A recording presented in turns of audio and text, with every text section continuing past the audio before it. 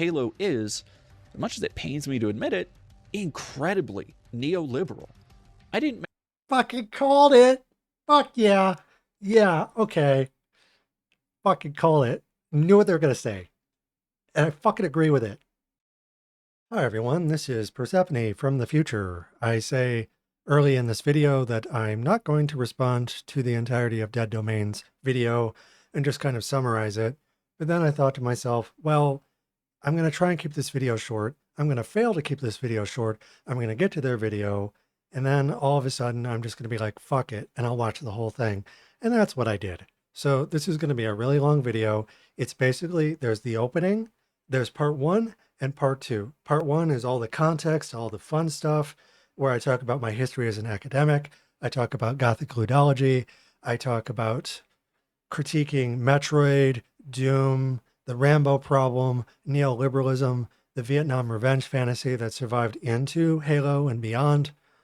And I also talk about indigenous perspectives and taking these things, the white Indian argument, and using that to help us gain a better understanding that allows us to give more room to indigenous peoples, to people, BIPOC people, and other minorities besides that normally aren't given a voice in this kind of situation, because usually it's white straight people first and foremost. Star Wars, Luke, Leia, Han Solo, and then Fury Road and Mad Max movies.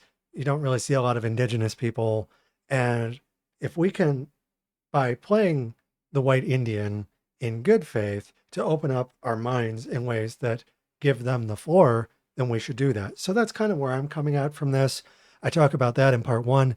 And then part two is me watching Dead Domain's video, responding to it. Spoilers, I basically agree with everything that they say. They should work out their thesis and put it at the front. But when they say it, I totally agree with it. And this is just an attempt for pride where I find a video and I just critique it accordingly in good faith. The last time I tried this with Bridget Empire in a video where they talk about satire being dead, I disagreed with it, but I tried to still approach it in good faith. Now I'm doing it with Dead Domain. I don't know either of these people personally, but I'm trying to do these good faith critiques, not just for pride, but just in general, just to foster solidarity year round in times of rising fascism. To be like, look, we all consume the same shit. And we all talk about the Gothic and monsters and big titty space Amazons that kick ass.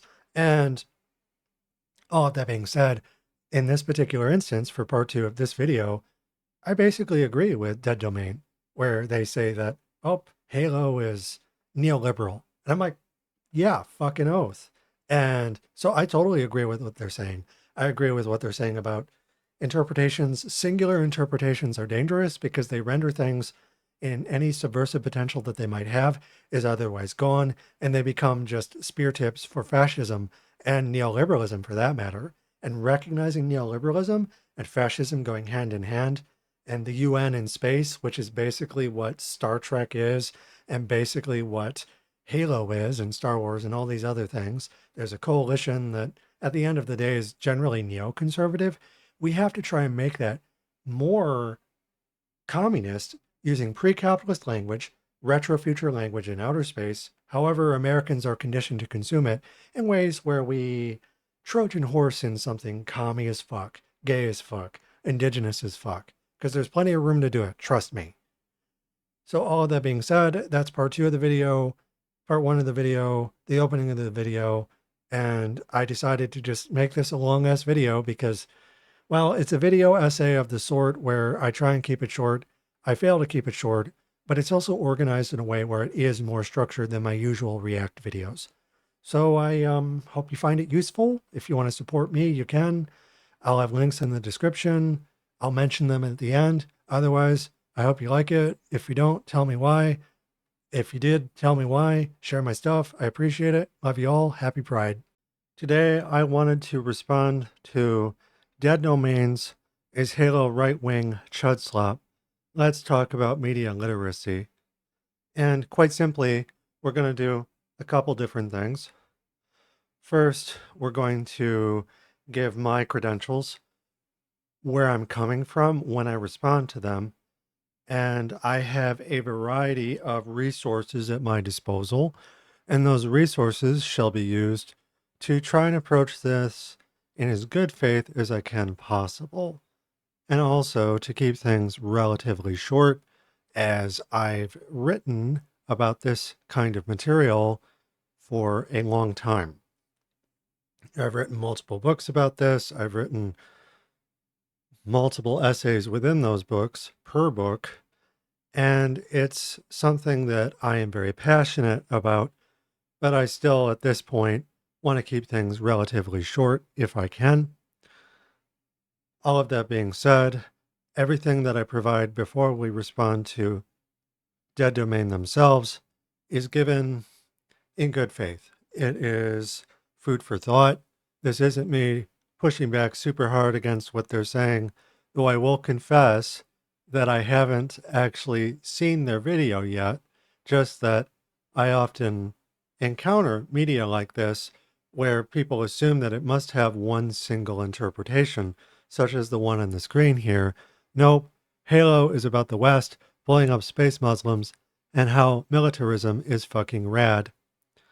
So that's certainly one interpretation of Halo, and Halo is a series that I have encountered multiple times myself in the past, having grown up with it, but also in more recent years, having engaged with people who consume it in a variety of ways, not just casually, but also speedrunners, and in certain cases academically.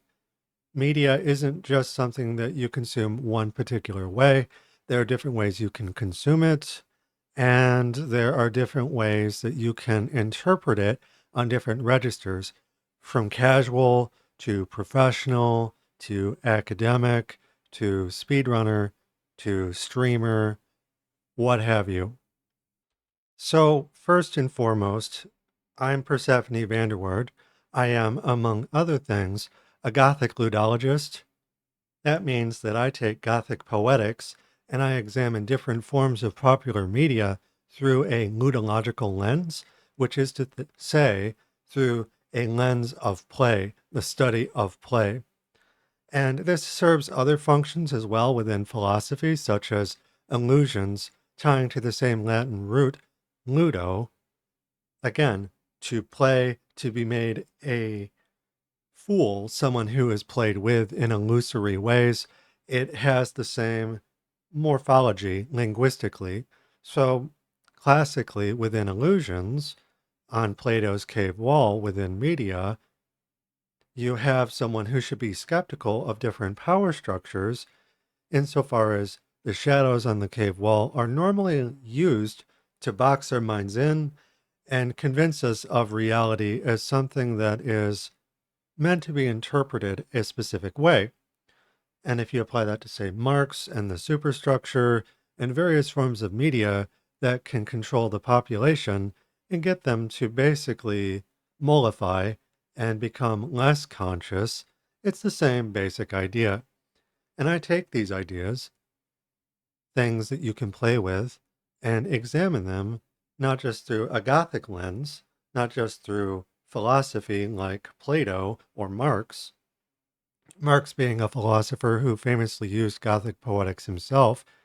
Capital is dead labor that feeds on living labor from Capital, but also video games more broadly containing a lot of these ideas insofar as from the neoliberal period, which is when shooters first emerged, by and large, there were some examples in the early 70s with Atari, but the more famous ones, such as TPS in the mid 80s, Alien, Metroid, where you had this film like, but also video game like simulation, one media form responding to the other back and forth. You have bread and circus. You have the proverbial shadows on Plato's cave wall that are being simulated in ways that later would be described by the Wachowski sisters as the Matrix.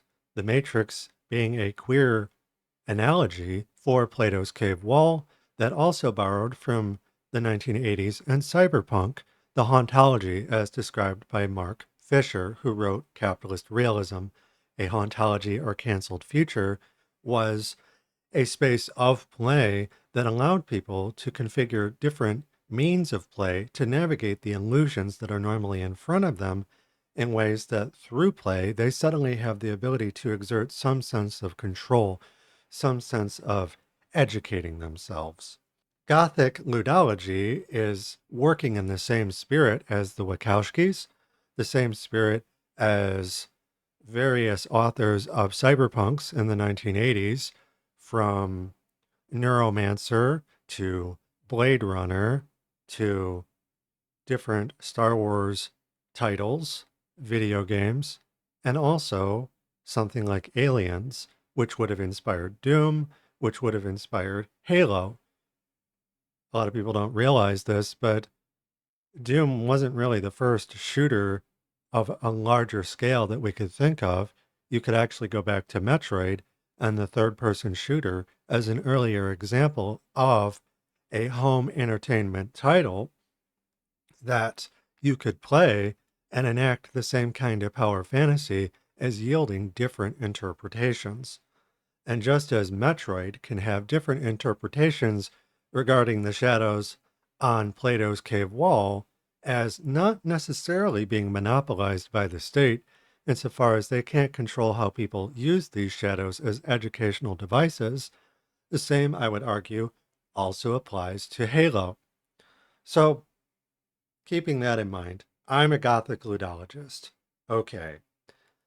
I am now going to interpret Halo the same way that I might Metroid or Star Wars or Mad Max, any kind of post-apocalyptic, cyberpunky kind of story that's put into the hands of consumers since at least the 1970s in America, but honestly dating all the way back to the Gothic novels of Great Britain in times of crisis, in times of uncertainty, boom or bust, various forms of pulp fiction, Gothic novels first and foremost, would arise and give people some semblance of control, where not only could they purchase these things and feel in control by virtue of that, but also have places to go, places of uncertainty, decay, danger, the decay of mastery, the decay of the state, where they could enter these worlds, novels, books, castles first and foremost, the chronotype of the Gothic castle,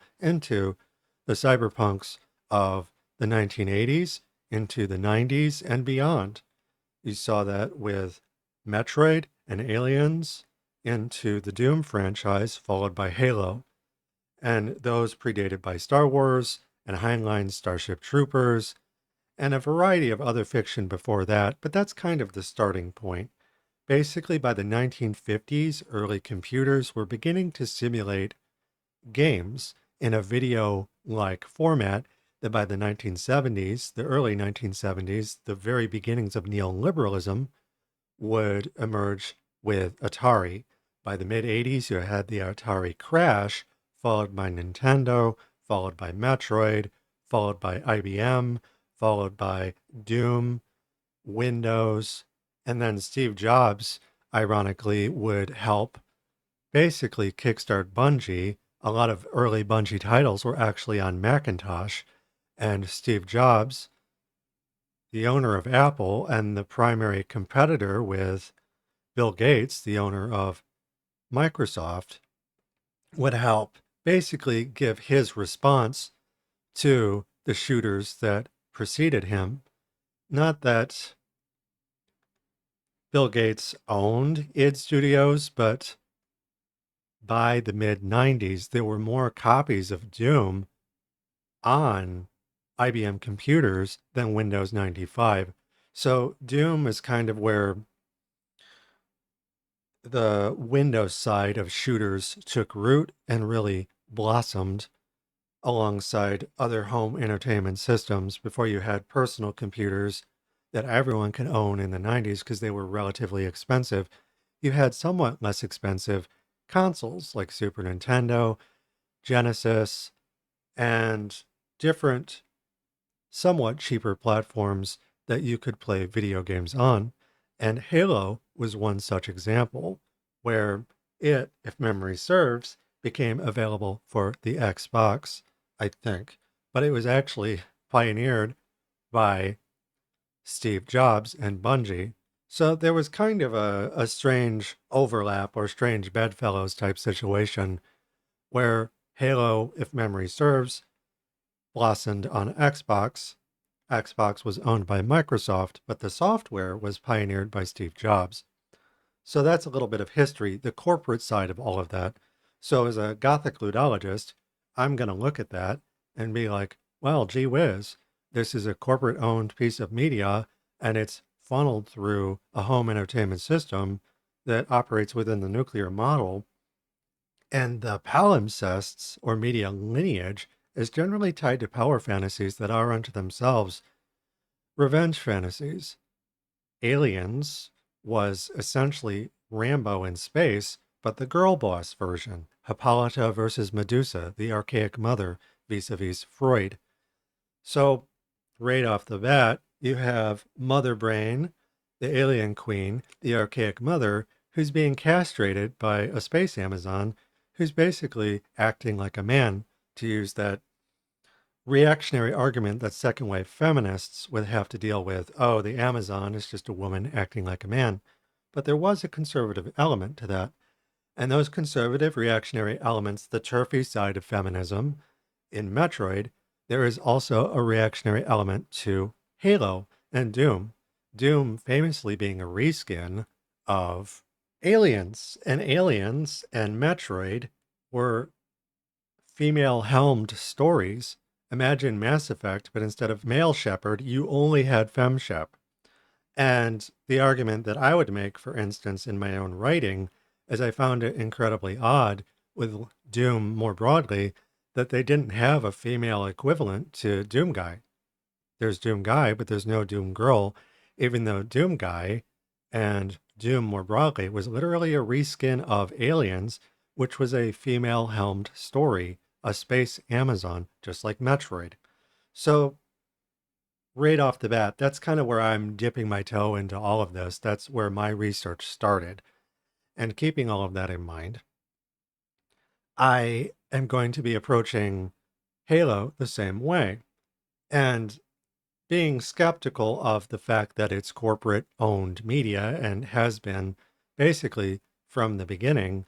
But there's all this sort of like communist potential stuff, feminist stuff that can be communist or fascist, depending on which wave of feminism we're talking about. Because second wave and first wave feminism in particular were increasingly more reactionary, increasingly more fascist. So there's all of that. But there's also plenty of revolutionary potential, usually allegorical. So keeping all of that in mind, I want to read my initial thoughts to Dead Domain's video. Specifically, as someone who specializes in this kind of thing, I've written multiple books on it. Most video games have a neoliberal, propagandistic flavor to them, but especially shooters. That includes FPS like Doom, TPS like Metroid, which alongside Aliens inspired Doom, and whatever Halo is. Bungie's group-based arena shooter, that's it, is literally Spartans of a terrestrial bent facing off against a variety of humanoid monsters from outer space, echoing not just Heinlein Starship Troopers and its anti-communist bent from 1959, but Greeks or Spartans versus barbarians, aka outsiders, the earliest forms of racism, essentially. I.e., the state is under attack and must defend itself in hauntological ways.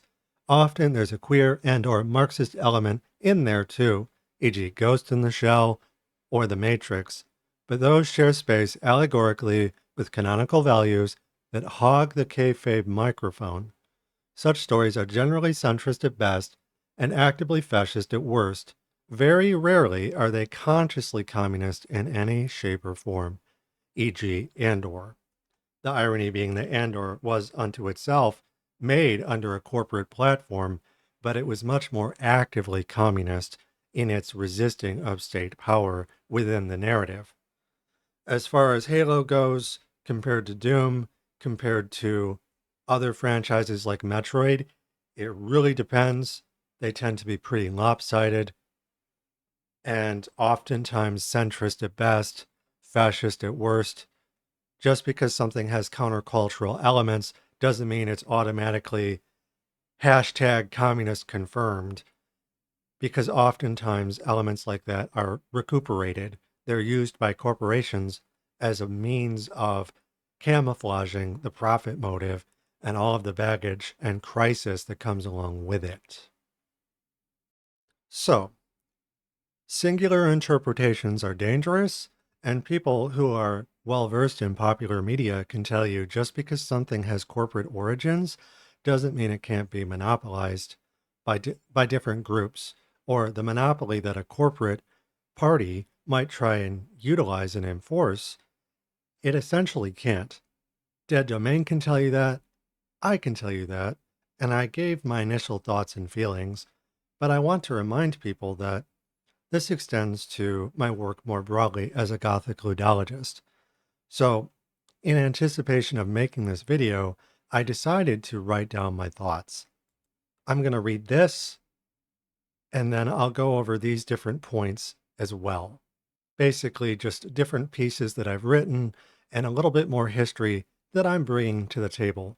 You don't have to know it, but I like to share this kind of stuff to remind people that singular interpretations are dangerous, but to break them, you often have to spend a long time not just consuming this stuff, but studying it. Morpheus wasn't a teenager, he was a middle-aged man, and he had spent his entire life fighting the illusion by learning its ins and outs. As a Gothic ludologist and the author of Gothic Communism, the corner of what I call Ludo-Gothic BDSM, I want to avoid singular interpretations to media whose function isn't immediately obvious, can go different ways.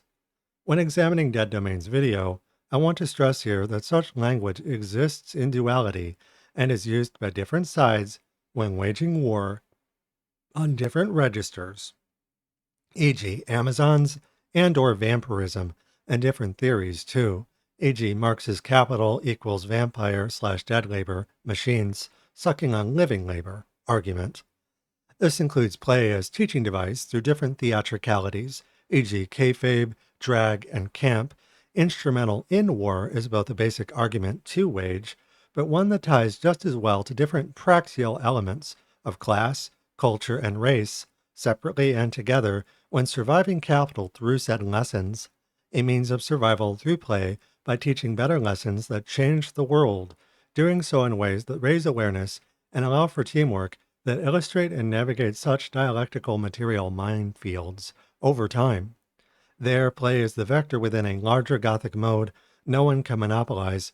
Land equals home, and home a space of play that enters Gothically into conflict. Hurt is possible in the unheimlich, the uncanny or unhomely space. Harm is not, and lessons about harm may be taught concerning how they manifest in and out of themselves, i.e. regarding state contradictions and monopolies workers can fuck with to bend and serve ourselves mid-play. Video games of any genre are canonically neoliberal bread and circus, for example, but remain nonetheless spaces to wage and communicate ideas antithetical to capital, i.e. of war using dead metaphors by good actors and bad on the Aegis. Athena's mirror shield, adorned with Medusa's head as a terror device capable of great violence, the kissing cousin of force. Two notions borrowed from Barbara Creed and Robert Asprey, from The Monstrous Feminine and War in the Shadows, respectively. There's no set purpose to theirs or any other language. What Zizek calls universal application, an idea he largely applies, restricts to music from A Pervert's Guide to Cinema, so music and movies, which I extend to any kind of language, especially monsters, body language, and sex, which hybridize easily enough in Gothic, to dialectical material struggles, those humanizing the dehumanized in abject language that flows power down accordingly. Such things generally happen in duality, even with national uniforms, which can be camped under the right circumstances, e.g. punching the Nazi. An 80s training montage can just as easily become satirical of the state while appearing as dumb, useless garbage. The cryptonymy as space and or body of concealment, whose ensuing mesonembime, recursive hyphenation, overlap, and procession allows for revelation mid-concealment. These are Gothic theories: abjection, cryptonymy, hauntology, and chronotopes.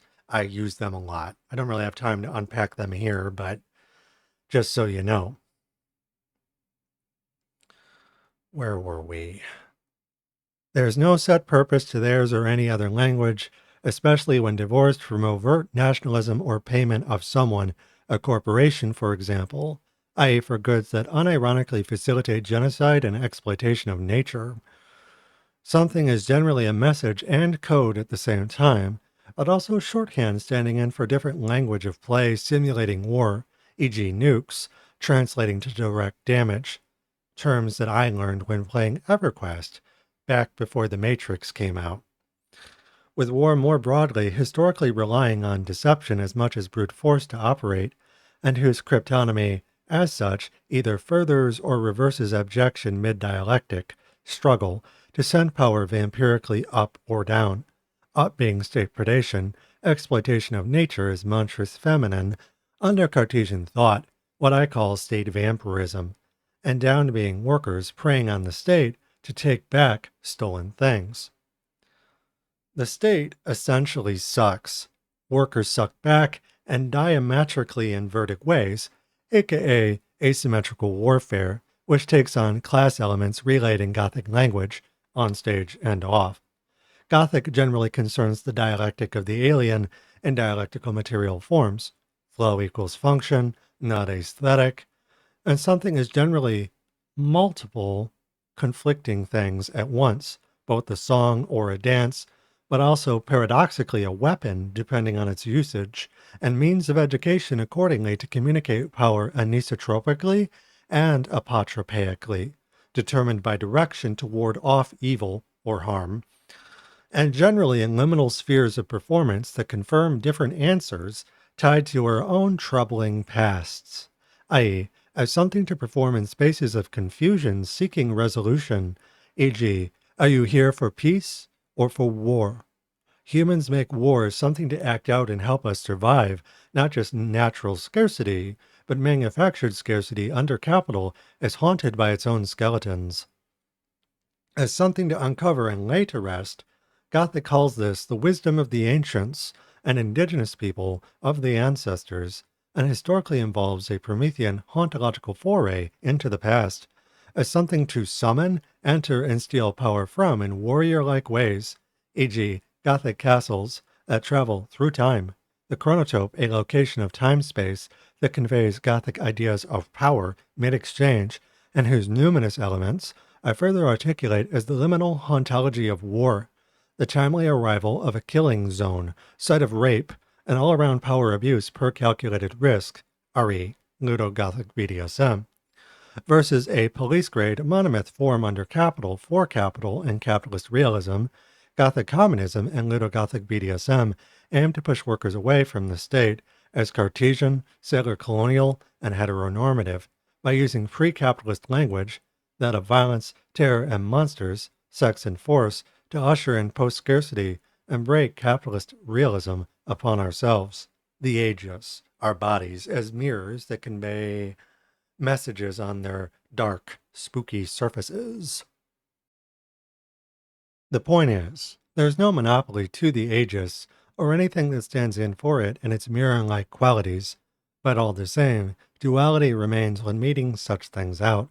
Generally, as I argue, this happens on-off stage as half real, meaning between the two, but also performers for against the state in oft kayfabe-style ways where no fourth wall exists.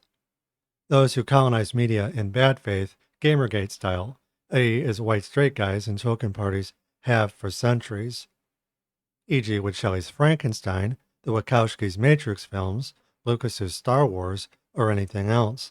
Anything can be a weapon to pass information along for different sides, and generally incompletely. To it, I would imagine Halo, like any other franchise, has countercultural elements thrown in, but will just say, now, that those are undoubtedly allegorical, recuperated by corporations in service to profit. So the bourgeoisie can disguise themselves and their motives behind platonic means of entertainment, shadows on the infamous cave wall that distract from the usual goings-on. That knife cuts both ways, mid-abjection, but with corporate media generally has the owner class holding the handle, censoring anything they can't directly control, to spheres of influence they can later invade, discredit, or otherwise kettle, all under state crisis, coming routinely back around until planetary crisis crystallizes. So that's my theory stuff here. I've outlined, look, Dead Domain and I have common interests, analyzing shooters and similar trashy media, dealing with space battles, us versus them violence through the process of abjection, a dialectical material critique that doesn't necessarily see this language monopolized by the bourgeoisie and those who serve them. The language of violence, terror, and monsters, sex and force, essentially from Max Weber, Robert Asprey, and my own writing. These different monopolies can actually be demonopolized within the usual spaces where they're canonically expected to occur. And because Dead Domain and myself are basically talking about the same shit in regards to media literacy and breaking those monopolies, therefore capitalist realism, this piece that I just wrote, this page and a half, is basically all that you need to know. That being said, I do want to provide a little bit more extra history stuff just as food for thought. Essentially, where did this come from? How did I arrive at this? Because I can tell you, just as Rome wasn't burned in a day, nor did I arrive at these conclusions overnight, just as Morpheus didn't wake up one day and just decide, I think the Matrix is probably hyper real and everything behind it is just an endless Ozymandian desert. It probably took him some time to recognize that his eyes and his ears and everything else, you think that's air you're breathing now, was a lie. One that umbilically attached him and all other workers horrifyingly to the state machine. Dead labor feeding on living labor, right? So, how did I arrive at this?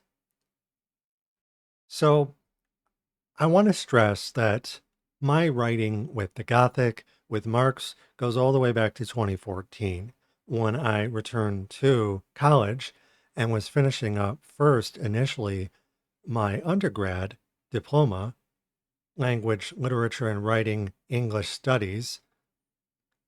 I had various things that I was exposed to at an undergraduate level, including Tolkien and Marx, specifically Max Weber's The Protestant Ethic and the Spirit of Capitalism, and I wrote an essay called Dragon Sickness, The Problem of Greed, where I tried to understand how Tolkien might analyze things in a Marxist way using medievalist language.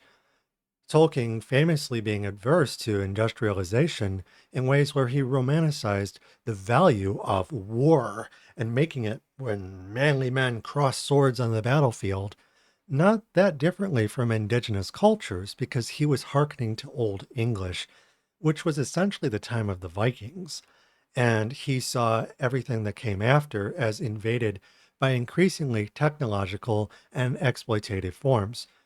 Tolkien admittedly being imperfect in terms of how he envisioned that, with humans versus orcs, for instance, not being that different from the humans versus aliens argument seen in Halo.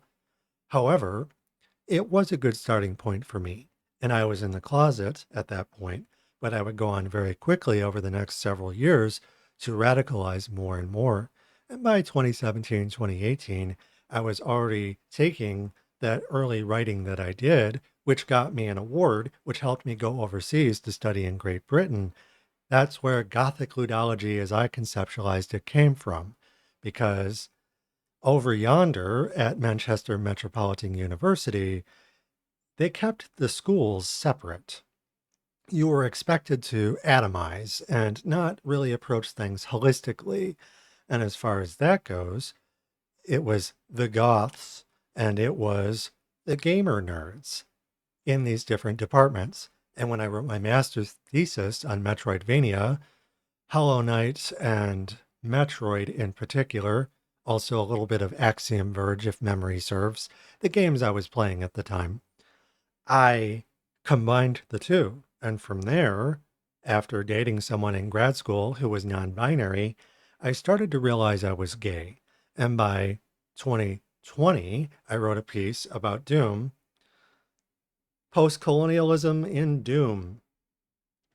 Specifically, this piece here, it was for Marilyn Roxy's discontinued blog, website, what have you, video hookups. So I was already exploring post-colonialism in Doom. I wrote this in January, February, thereabouts of that year. And then I would write various other pieces that led me to basically being blacklisted. And this included writing that I did not on Metroid quite so much, but on Doom. I wrote a review called No Women or Trans People Allowed, where I essentially found myself at odds with various fans from the Doom community, mostly white straight men, some trans people, sadly, who were saying that I was wrong and that they just wanted to go and kill demons and there was nothing political about it. Essentially the Gamergate argument, saying, no politics here. There's no way at all that Doom could be inspired by aliens, which was literally a Vietnam revenge fantasy, girl bossing Rambo in space. Totally not that. Totally not sodomy accusations, witchcraft accusations, and Red Scare in outer space with the white queen versus the black. That's not political. Totally not happening at all. But in this specific review, I didn't even really make that kind of argument. I literally just said, I'd like to see some more women and some more trans people in the Doom universe. Because if you can have Arlene Sanders in the initial Doom paperbacks from the mid-90s, why oh why can't you have Doom Girl instead of Doom Guy?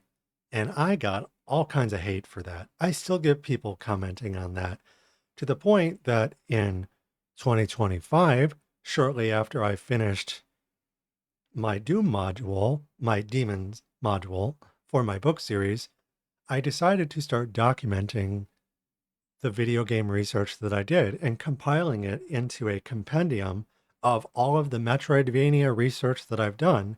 And since Metroidvania is a shooter, that includes Doom. Doom is more straightforward than Metroidvania, which tend to be maze-like. They have monsters at the center of mazes that you have to spend a lot more time navigating a maze to get to. Doom's a little bit more straightforward. But at the end of the day, I was writing about that stuff. And when I was writing about that, I became increasingly disenfranchised from writing about speedrunning, specifically the Doom side of things. And that's what this piece in 2025 was all about. Those who walk away from speedrunning, a trans woman's experiences researching an abuse suffered from the speedrunning community, namely the shooter, first-person shooter, Doom side of things. But that isn't to say that I wouldn't take and continue loving this stuff. Point in fact, I do, and that's why I'm making this video talking about Halo.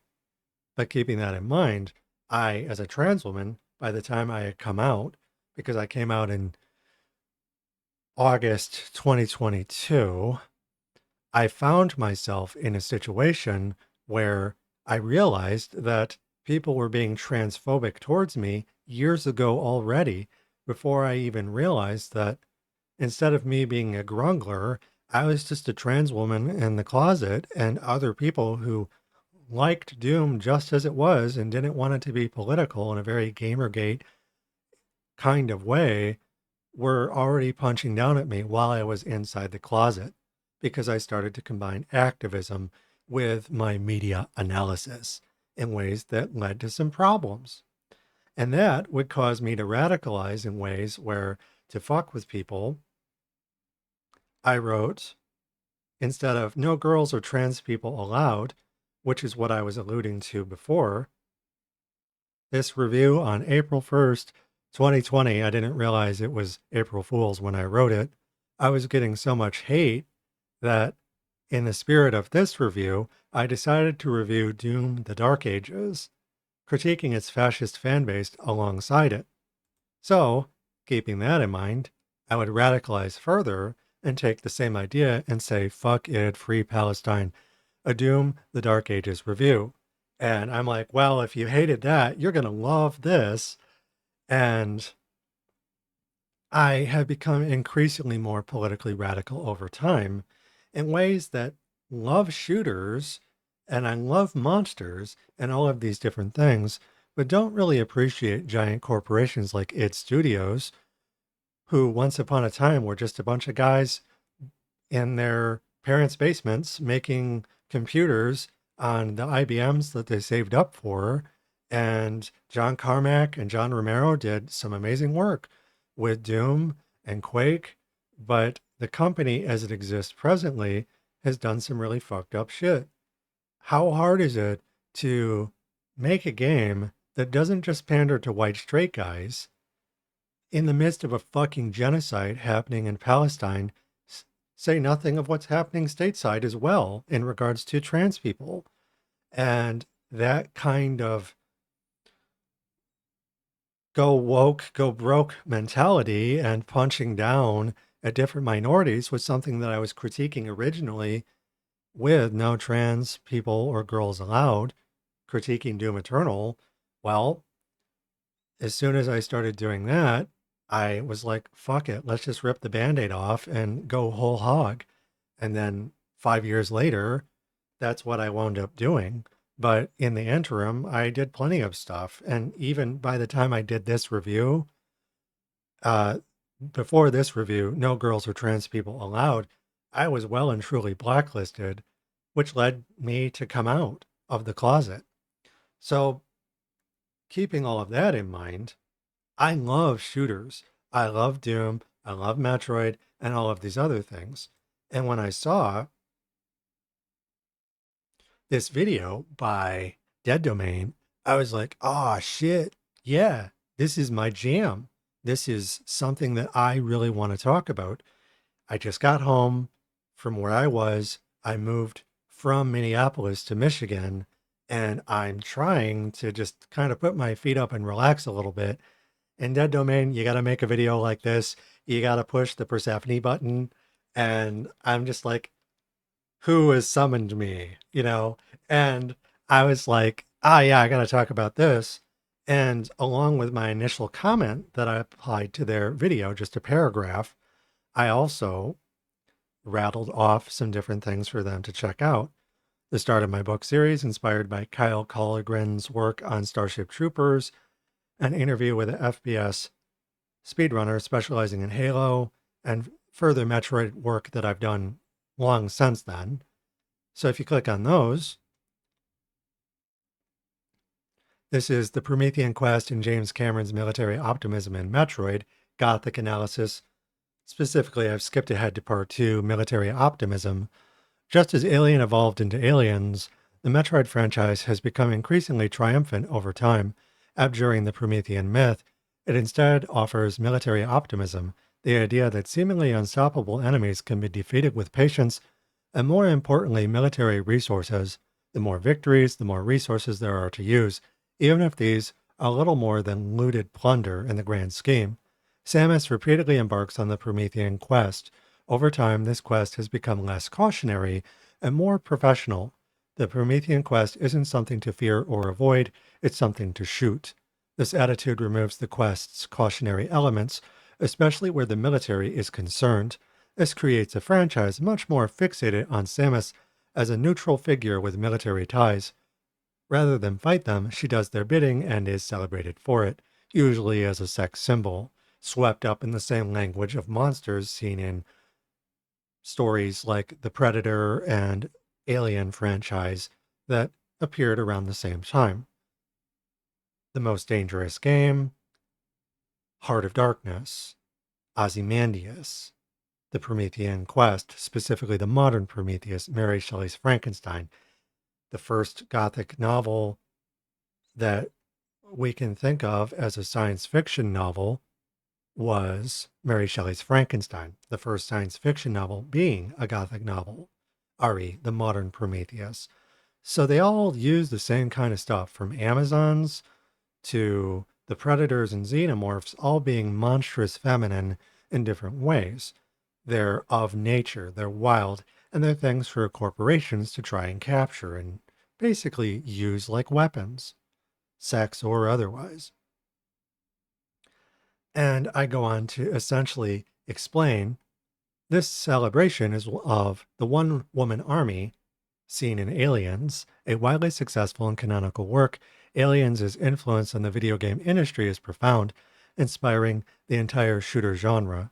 This includes FPS, first-person shooters like Doom, TPS, third-person shooters like Metroid, RTS, real-time strategy games like StarCraft, turn-based strategy games like XCOM UFO Defense, and hybrids, Metroidvania first and foremost, and a variety of other examples as well.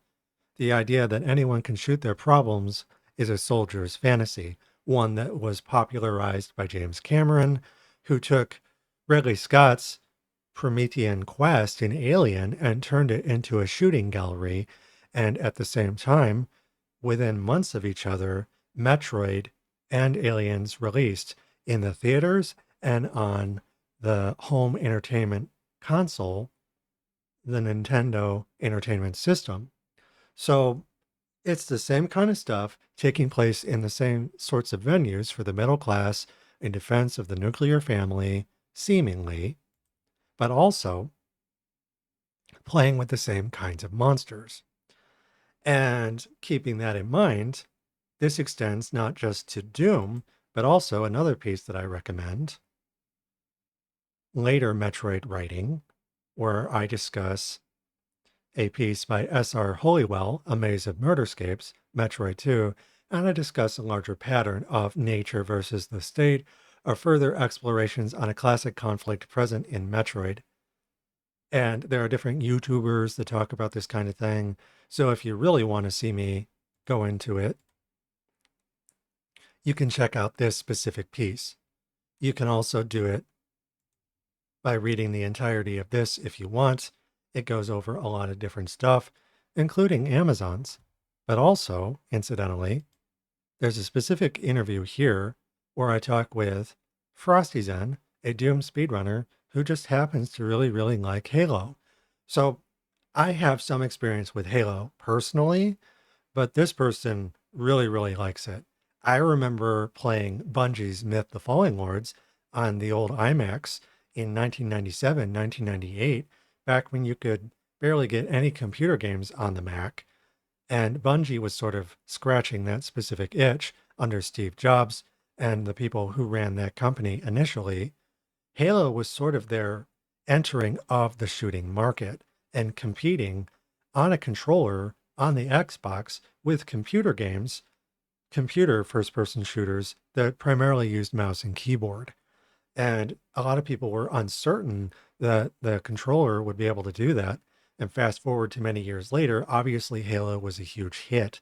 But I remember watching the QuickTime trailer for Halo back in 2000, I think, in the early days of the internet, seeing that before it really transformed into the arena-based shooter that it ultimately became.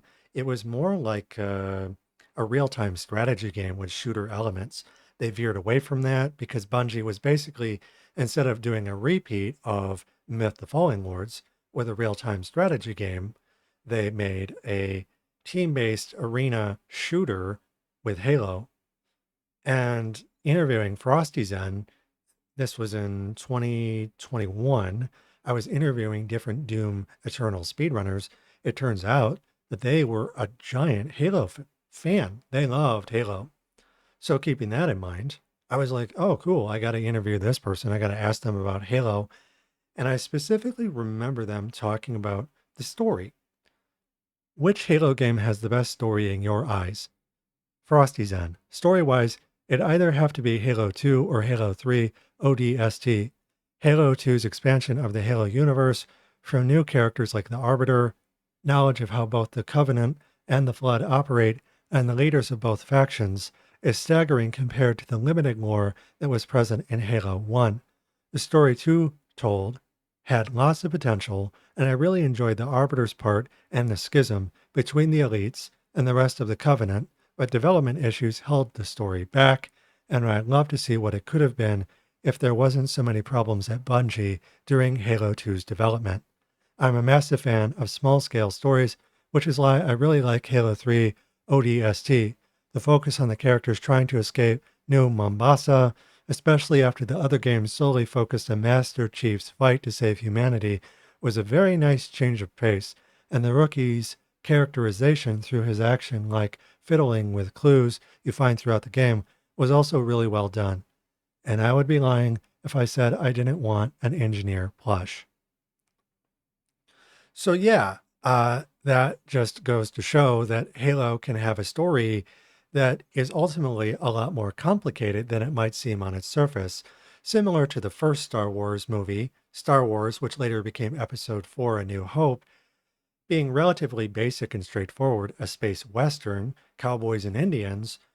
You went with something that was much larger and better developed with, I hesitate to use the later films because they became operatic, but something like Rogue One or Andor or the Clone Wars did have Marxist elements that were closer to the forefront, I would argue, even if the allegory of the original Star Wars was always the bad guys are space Nazis and it's meant to represent American foreign policy during the Vietnam War with George Lucas, because he made Star Wars in 1977, right after the end of the Vietnam War.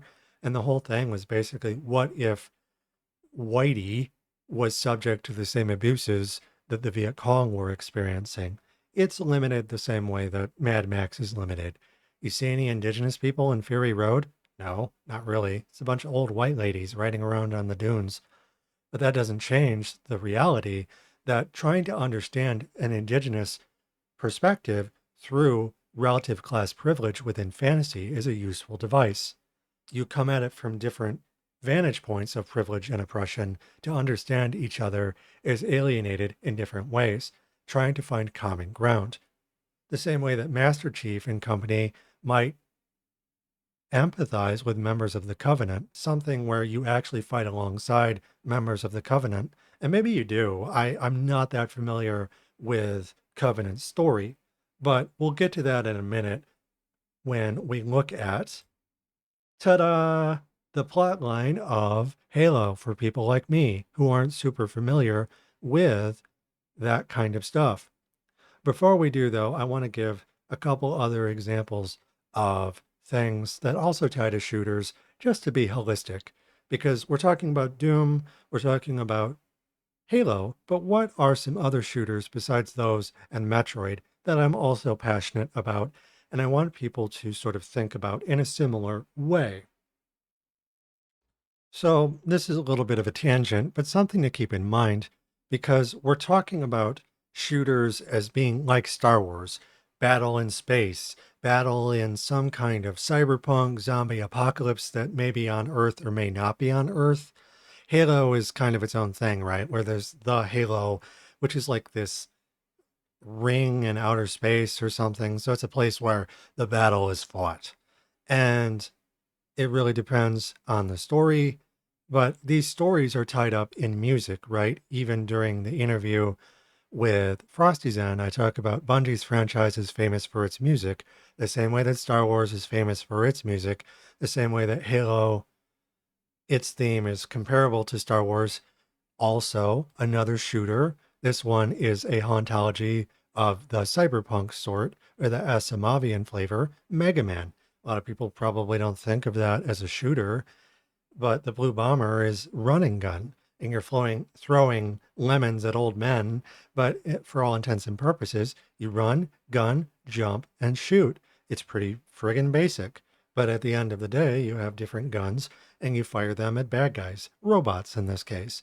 But it operates according to the same principles of kayfabe, which are powered not just by violence, but also music. the entire thing is galvanized with that Japanese neoliberal rock and roll sort of approach to things. So just as I saw the video by Dead Domain and it got my old juices flowing, I saw this video by GA Metal, Wily Castle Mega Man 2, and I was like, hell yeah, I gotta respond to this, right? Are people gonna say that Mega Man is just propaganda, rock and roll is just propaganda, despite the fact that it was made by the Japanese, America's allies during the neoliberal period when everyone was afraid that the Japanese economy was going to take over, outpace the United States on the global stage, and there was all of that kind of stuff going on, only for the housing bubble to pop in the 90s, if memory serves. But at the end of the day, there's all kinds of corporate interests at work and bread and circus through a neoliberal lens. What kind of argument might I apply to Mega Man similar to the same theories that are at work when analyzing something like Halo or Doom or Metroid?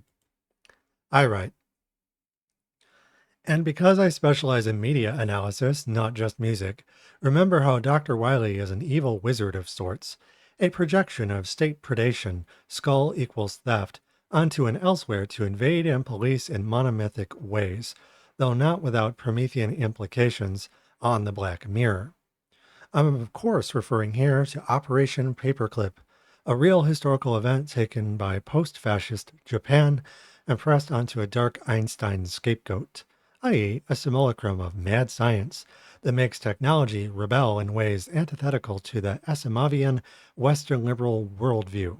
For the state, nature is already mechanical and monstrous, i.e. abject under Cartesian dualism, whose mechanizing of nature to exploit it becomes overtly monstrous, meaning it justifies preemptive police action under the usual binaries and contradictions, the moment nature refuses to obey. Mega Man is Dr. Light's obedient atom, Wily and his creations an evil Frankensteinian double, i.e. no different than Satan from Milton's Paradise Lost when fashioning Skull Castle as home of monsters who rebel, specifically the Skull Home as space of theft, one harkening back to Anne Radcliffe's Banditti, but pointing to modern capital in decay through its Gothic overtures, as pandemonium to invade and put to heel under capitalist realism by stopping someone else, doing vampirism, the Darvo argument, mid-obscurantism. As a deeply centrist, cops and robbers story that decays hauntologically into the very ruin it already occupies, as any cyberpunk or gothic novel does. Mega Man is rock opera, a one with a suitably human phantom at its center. In the middle of the maze, Wily is both fash and communist coded in the neoliberal kayfabe style. Video games, a humbug to some extent, but also a rebel, defying the state, is already dying from its own theft they blame him for. There's a little boy inside the wooden Pinocchio body, and that applies to the people that make these dolls, these simulacrum, but also the dolls themselves and what they fight for. As Zero said in Mega Man X4, "What am I fighting for?" So there's plenty of room to satirize this kind of stuff, but also approach it in dead seriousness while recognizing that kayfabe from the 1950s and 60s onwards utilized literal Nazis and communist-coded bad guys for Captain America-type heroes to punch in centrist ways, from Heinlein Starship Troopers taking that within a science fiction purview and it being applied in latter-day media from the early days of neoliberalism in the 1970s into the 1980s, 90s, aughts, and beyond, from Metroid to Doom to Halo and beyond. You see the same kinds of ideas. Monsters, music, mayhem.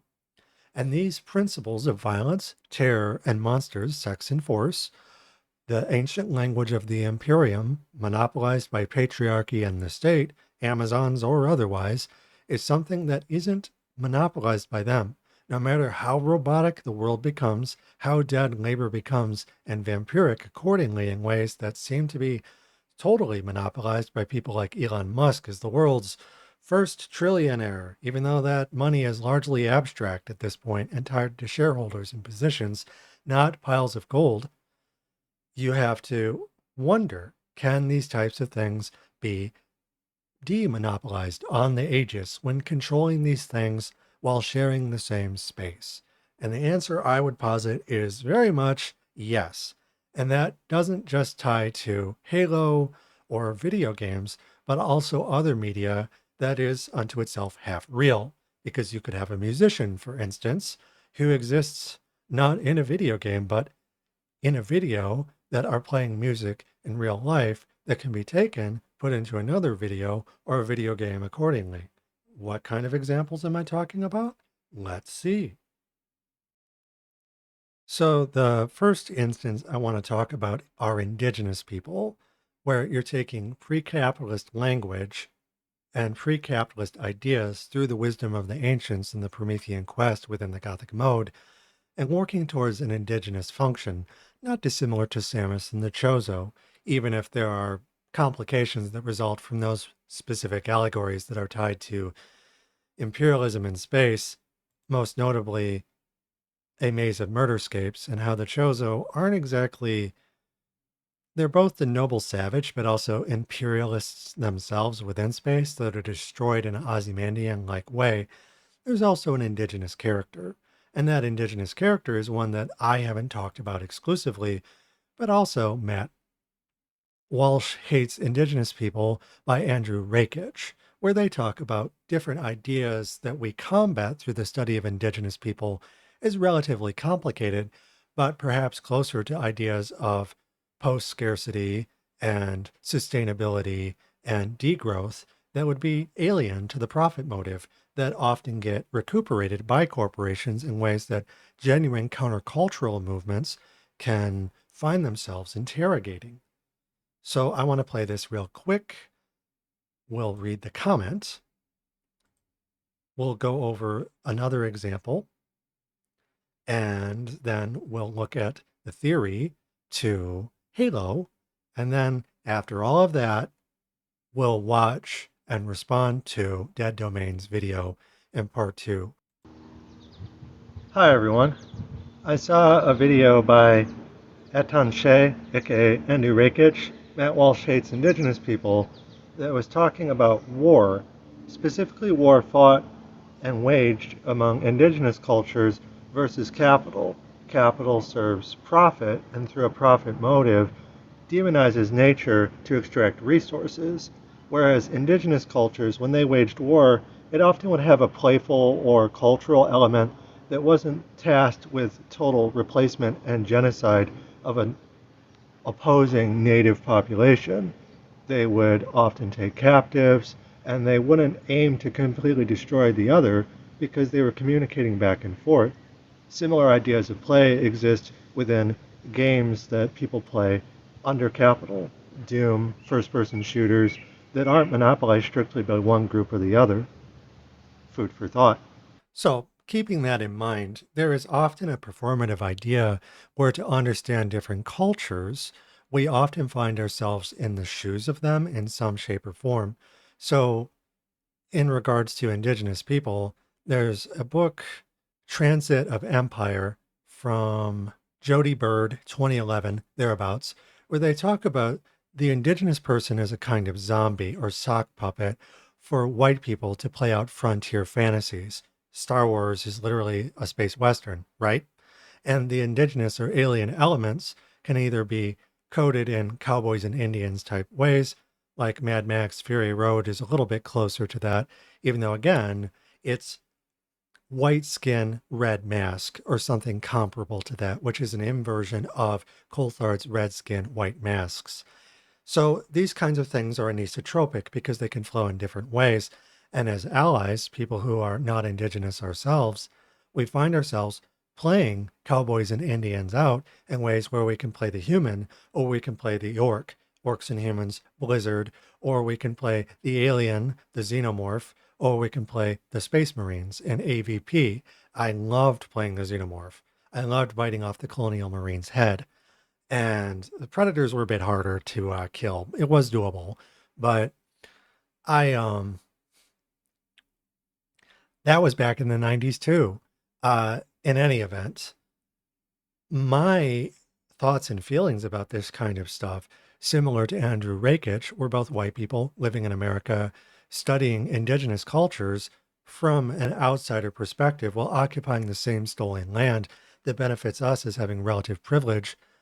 I myself, personally, despite my privilege as a white trans woman, have found myself spending more and more time with Indigenous people, one of whom, my partner Bay Ryan, the co-writer, co-editor of my book series, especially the first book, which helped inspire everything else after it, is basically my PhD, is Irish Maori.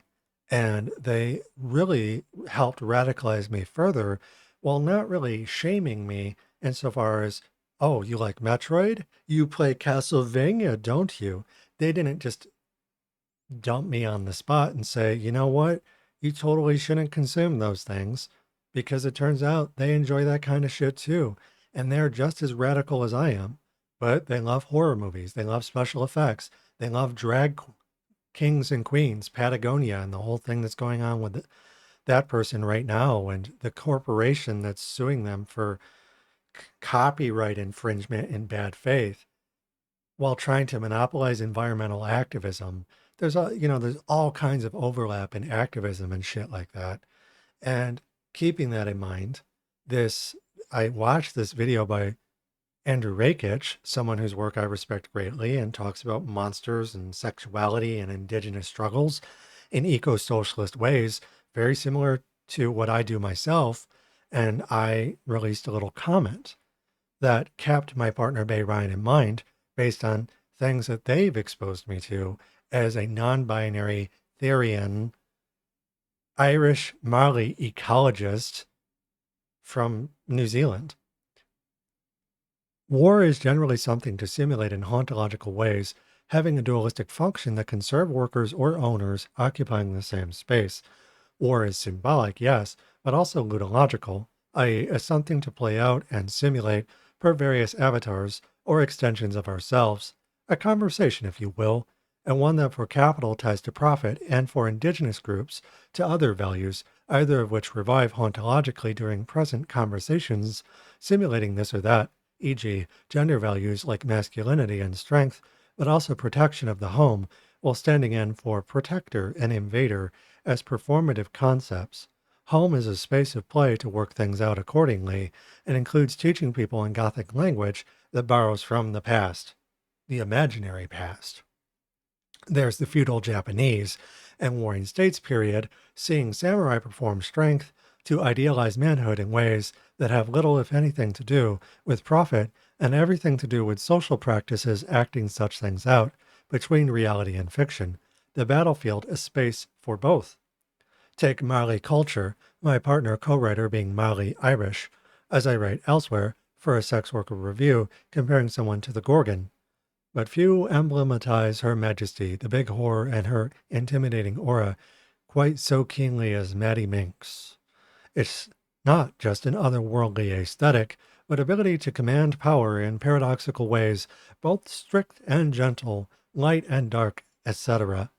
I.e., like Medusa, whose shadow, simulacrum, Maddie nails with aplomb. It's to meet someone where they are, my husband explains, appearing fierce but actually a sign of respect, as the Maori phrase it, one made seemingly to ask, are you here for peace or war? The land welcomes you, and you it, through various profound exchanges crossing boundaries, i.e., building a rapport between host and visitors from tapu to noa, a ritual of sacred restriction to ordinary/safe moving energy in warrior-like ways. The atea, space outside, Bay explains, Bay being my husband, is considered the domain of the god of war, Tamata Uenga, while the Whanui, meeting house, is the domain of the god of peace, Rongo. The ceremony moves visitors from the domain of war to peace. It's very Gothic. And then, for more of this idea of playing war in hauntological language, consider my analysis of shooters in Halo alongside Doom, Metroid, Mega Man, and more, which we've already looked at here. All of these. So, this notion of the indigenous and playing cowboys and Indians in ways where it's not just blank parody. It's not just what Jody Bird warned about with Transitive Empire, where the indigenous population is voiceless and turned into a dead skin mask for whitey to wear while they're playing rebellion in kind of a false way, vis-a-vis parenti, or a way that doesn't really yield any sort of useful praxis, but rather satirically and playfully in a Gothically ludological way, can allow us to find common ground with cultures that to some degree have either waned considerably or no longer exist. So the ancestors and the ancients that we basically commune with through this kind of theater isn't restricted to actual indigenous groups, but for white people or those who are not indigenous, diasporic slaves, African Americans, and immigrants, Italian Americans, Asian Americans from different places, Pacific Islanders, the Japanese, Chinese Americans, Koreans, what have you, for all of them to relate to a common sort of dream space that is played out in the language of warriors and monsters, and where some warriors, through dehumanizing language, Amazons, can, by reversing the abjection process, reverse state predation and break capitalist realism on our monstrous bodies. And it's not just I am woman, hear me roar, but it's a way for white people to go native in ways that it's rooted in problematic history, of course. We're not trying to replace voices that need desperately to be heard, but to join their number and give them a chance to speak, while at the same time breaking these illusions that have a hold on our brains in the best way possible through play. That's how children learn, but also adults. Gothic media isn't just consumed by people under the age of 18, but people who are regressing to a space of play where, through calculated risk, they can gain some sense of control, thus break the illusion that's causing them to see everything else around them in a negative light, and thus identify who the actual monsters are that we need to combat using monstrous language ourselves. Guerrillas punch up against Rome, against empire more broadly, against capital, against corporations, whereupon they use ordnance to colonize our minds. Just as the Americans dropped bombs on Vietnam, they took and turned into landmines against American soldiers to break the colonial grip on the land. You can do that inside the mind. The revolution may not be televised, but it occurs with televised elements that allow us to break the illusion within Plato's cave where the battle is fought inside the maze. We're the Minotaur at the center of the maze, but also the princess, but also Theseus. None of these things are strictly speaking monopolized or have set defined roles. We can enjoy the sexuality that occurs through a shapely Amazon. We can enjoy the rock and roll of a Castlevania jaunt, and we can be big and strong in gender nonconforming ways, where Ellen Ripley and Samus Aran broke genuine ground in the 1980s moving forwards. There's nothing wrong with Samus Aran running around in a bikini and kicking monster ass, so long as you recognize not just the allegory, but the shadow of fascism that haunts said allegory. There's a communist element, there's a fascist element, and most of it occurs within a canonically centrist playground. It doesn't get monopolized by anyone, but a surefire way to break that monopoly is to spend more time with oppressed populations, especially indigenous people. So, in my review of Maddie Minx and Amazonian sort of nudity, and the Gorgon is someone who can petrify through the appearance of snakes for hair, and just frankly a bare exposed body more broadly as having warrior components, I reference the Maori and their homeland, New Zealand. They call it, New Zealand comes from Dutch, where they out of spite sold it to the French after colonizing the indigenous population to a certain degree, sold it to the English. The Maori call it Aotearoa. And Aotearoa, the land of the long white cloud, is something that is occupied by an indigenous people that, through the haka, most famously, is something that speaks to a means of asking the question, are you here for peace or for war?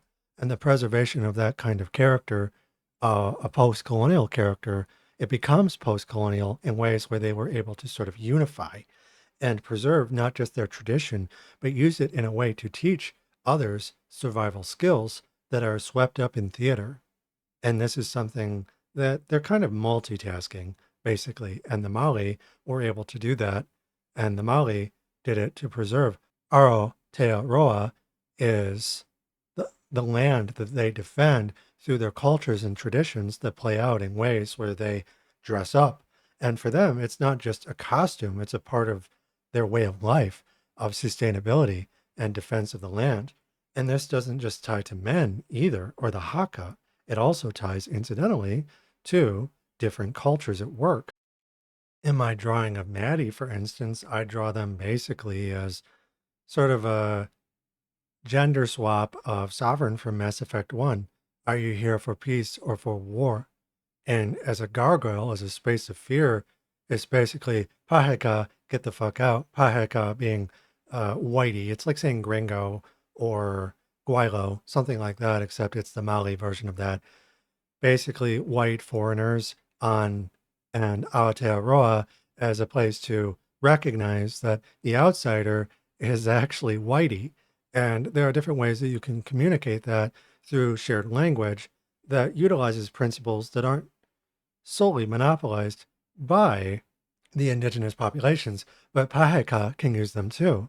So my dressing up Maddie accordingly was to recognize that they can adopt these principles in a way that is poetic. Show them your aegis, your backside as a weapon covered in spikes, like Medusa, like the Gorgon, but also like the Amazon, as strong, capable of physical violence, of kidnap. The Amazons kidnapping men and dragging them off for death by snoo. That principle isn't just utilized by male Mali, for instance, and it's not just utilized by paheka like me or Maddie Minx, where I dress them up in a monstrous way that evokes principles similar to the haka. It also involves female parties and gender nonconforming parties more broadly that utilize similar principles. And when I wrote Quality Beyond Measure, remembering Jonathan Joss, I actually invoke some of these principles, not just remembering Joss, whose life was taken defending their partner, a trans man, jumping in front of the gunman's bullet. It's a device that's employed not just by surviving and preserving our culture as two-spirit people on Turtle Island, for instance, but also the Maori. And I wanted to read this because it's relatively short, but relatively important. Postscript, arrows for my quiver. Terror is the kissing cousin of force, and real or implied is never far removed from the pages of history. To define and condemn terror from a peculiar social, economic, political, and emotional plane is to display a self-righteous attitude that, totally unrealistic, is doomed to be disappointed by harsh facts. And while that statement applies just as well to guerrilla warfare offstage, it also applies, I would argue, on stage, but also in places in between, not just in video games, not just in media, and not just outside of media, but in spaces of performance that help preserve, that are performed not just by men. As previously stated, Bay, being Maori Irish, constantly recommends me elements of indigenous cultures that jive with my own work on the monstrous feminine, i.e. they nerdcite me, and I put it in the book, arrows for my and our friends' quivers, e.g. the fire-stealing Polynesian god Maui, who the Maori worship among others, from my words to the Birdman from Dead on Arrival, but also Hina Kira and the Pukana. Source Pam Van Chaos, Facebook. Specifically this image here. Mali. Female. Warrior. Pam Van Chaos writes, my elders taught me this is the most beautiful a woman can be. Fierce in battle, women will not extend their tongue in haka. Instead, we flash the whites of our eyes like the hammerhead shark, who is known to fight fiercely even after death. I project the sacred marks of my ancestors on my chin forward, so you can see who goes before me. I stamp my feet to rattle ancient bones and wake the spirits to come to arms. Every woman who came before me is at my back. This is a pukana. It means I will eat you. I will deliver the final blow. Your head will be on my pike. No words, just the piercing hiss as my breath escapes a clenched jaw, like steam escaping my Mother Earth before a fiery volcanic eruption. This is a warning and a promise. My gaze is set on my prey and will not waver, a look of death and justice. I have been researching the divine feminine in war for my culture to help me compose a haka for survivors of domestic violence and those in rehabilitation to confront their demons, reclaim their mana, and take steps towards self-mastery, as is the teachings of Hine Kira. Hine Kira is a Maori goddess, Atua, of war, often depicted as a female assassin representing the balance to Tumatawenga, god of war. Associated with femininity and strategic prowess, she is portrayed as a warrior who uses beauty, dance, and strategy to overcome, embodying a war of self-mastery rather than just destruction. I love the smell of culture in the morning. Not unlike the Gorgon / nature is monstrous feminine argument I normally make, no. Avengers, gorillas, and pirates, but also the femme forte, fatale, and the monstrous feminine are all over Gothic. Turns out they're all over Indigenous stories reclaiming their cultures too, to survive capital and take what the colonizer took back from them: land, labor, and bodies. Exploitation and liberation, appropriation and appreciation occupy the self-same half-real stages of a shared wisdom of the ancients and the ancestors. Both something, and in some shape or form, to reclaim from state predators of all different kinds, monopolizing or discounting us wholesale. Death by snoo-snoo indeed. We reverse terror, counter-terror, to serve our needs and that of nature versus assimilation, which is poor stewardship. Nudity is strength, armor, and weapons. RE, darkness visible, below. I had to turn the light on because I generally operate through natural light, and the sun went down. In any event, these are some indigenous examples that are often employed in ways that can be good faith, that can be of people who have relative privilege as Amazons, that utilize that in a way not dissimilar to actual indigenous people, both female, but also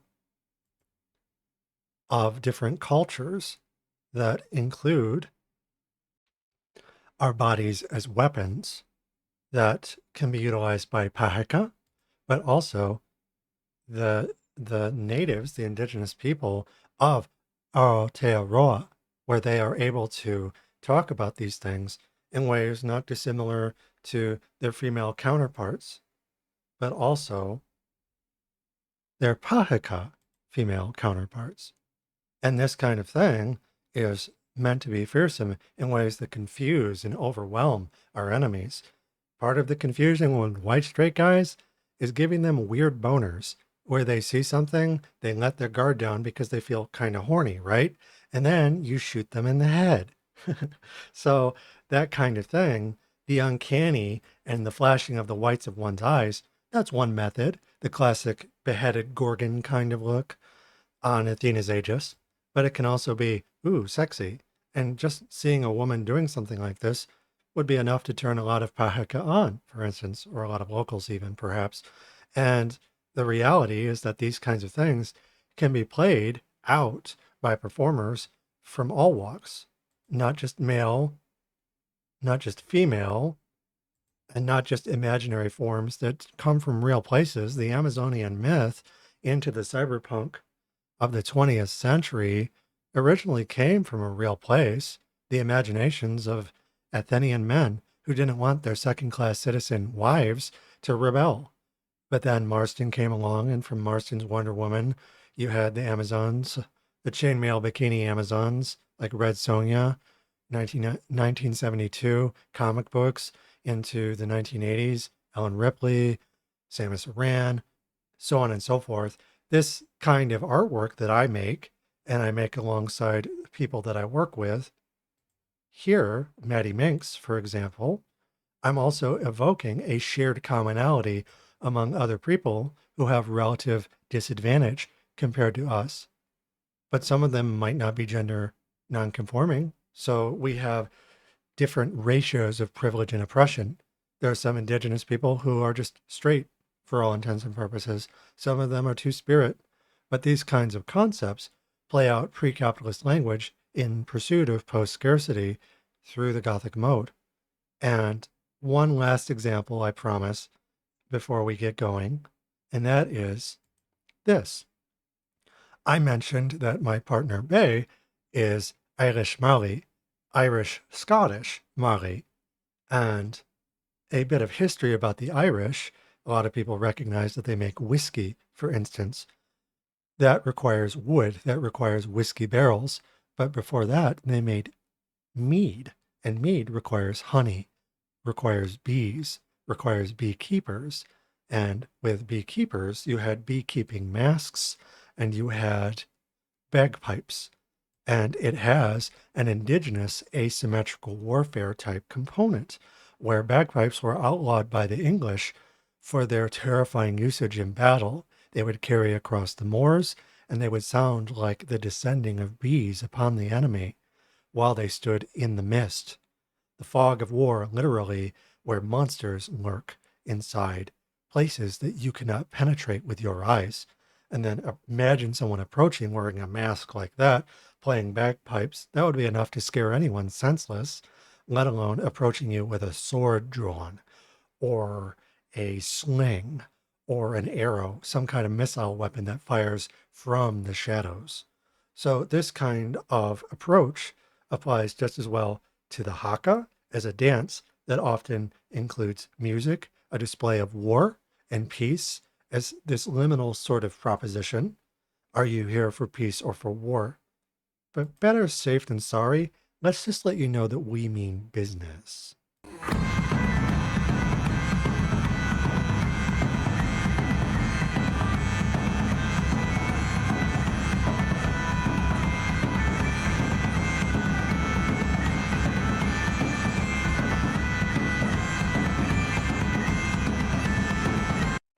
And I'm sure all the white straight guys who grew up in the 90s are like, oh yeah, it's just like Braveheart. There's a really big difference, though, regressing to an imaginary place where you don't have any immediate ancestral ties to act oppressed and then to use that as a mask in bad faith to oppress people on the home front. Mel Gibson being a famous bigot. He's not even Scottish. And a Catholic Aussie who lives in the United States, or certainly works out of the United States, in that fantasy of an imaginary Scotland, largely ahistorical, would utilize music just like this, war songs, played outlawed tunes and outlawed pipes. They're saying goodbye in their own way. Like, I grew up on that shit, okay? But I recognize that the kind of people who like that, where I grew up, a bunch of white straight guys, would listen to this kind of stuff, had never seen an indigenous person in their life, a black person in their life. Everyone was white and straight, okay? And they would basically dress up and act oppressed and then go overseas during the War on Terror, which happened when I was in high school.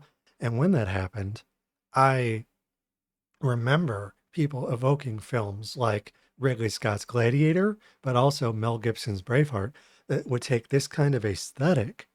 They didn't have these masks in the movies, and they don't really talk about bees at all. And in fact, I didn't really know about that aspect of Scottish and Irish culture until Bay told me about it. And I'm working with another model right now that I'm getting ready to interview who's from Scotland. And she talks about various monsters from the moors and creatures of terror and violence and sexuality that have a protector, defender, but also warrior, attacker role, depending. The two often go hand in hand. Are you here for peace or for war? Best not fuck around and find out, eh? So this kind of language was something I grew up with, but I didn't really see its entire post-colonial potential from an indigenous perspective until I saw that image on the eyes of an indigenous person. Ryan, the person I was dating, told me these stories. That's the value in this kind of stuff. And Braveheart is a film that, despite its conservative author, does have a post-colonial character to it. Here in defiance of tyranny, it's a very ham-fisted ahistorical approach that basically stomps over everything in a very white, straight way. But you could very easily start from that and then piggyback onto something increasingly more countercultural. And that all roads lead to Rome, right? Well, all roads lead to our ancestors, to the ancients, which are evoked through the haka, through the pukana, but also tabernus and florencentia, the bees. They sing to us once more.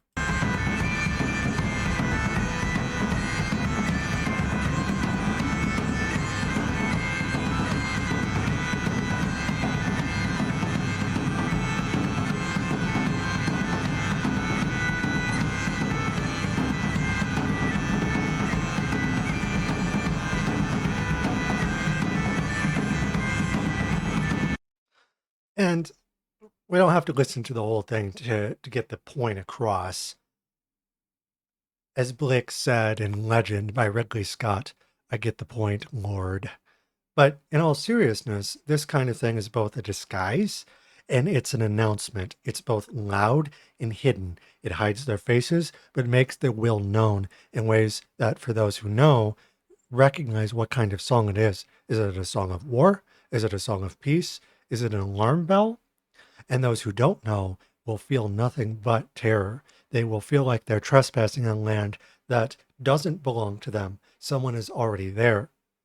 And those who live there already will use the land to their advantage, be it the Picts, the Gauls, or the IRA, many centuries later, would resist English occupation, English divine right, the Protestant ethic, Cartesian dualism, all the way from the Romans and Roman imperialism and attempts at occupation towards the Stuart kings and their colonization and conquest of Ireland as something that would be resisted in the 20th century during the Troubles, and spaces in between with the Great Famine, the Irish manufactured famine, as something that led many Irish people either to starve to death on the home front or to take coffin ships to America. So different degrees and flavors, even if ultimately they would be treated as white, technically as an identity, they would ultimately not really fully assimilate until the 1960s under Disney with Darby fucking O'Gill and hibernophilia as something to market.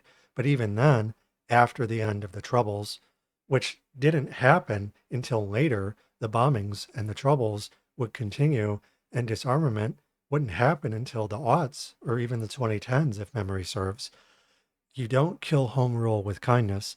So that kind of posturing that would happen with someone like Mel Gibson and Braveheart, they use the same language that people like this do. And you don't know if you're looking at someone, is this Antifa? The meme with the guy holding the butterfly. You don't really know, do you? Well, it pays to be underestimated. It pays that through cryptonymy, we can further or reverse abjection, depending on if you're dealing with good actors or bad. That's just the reality of language.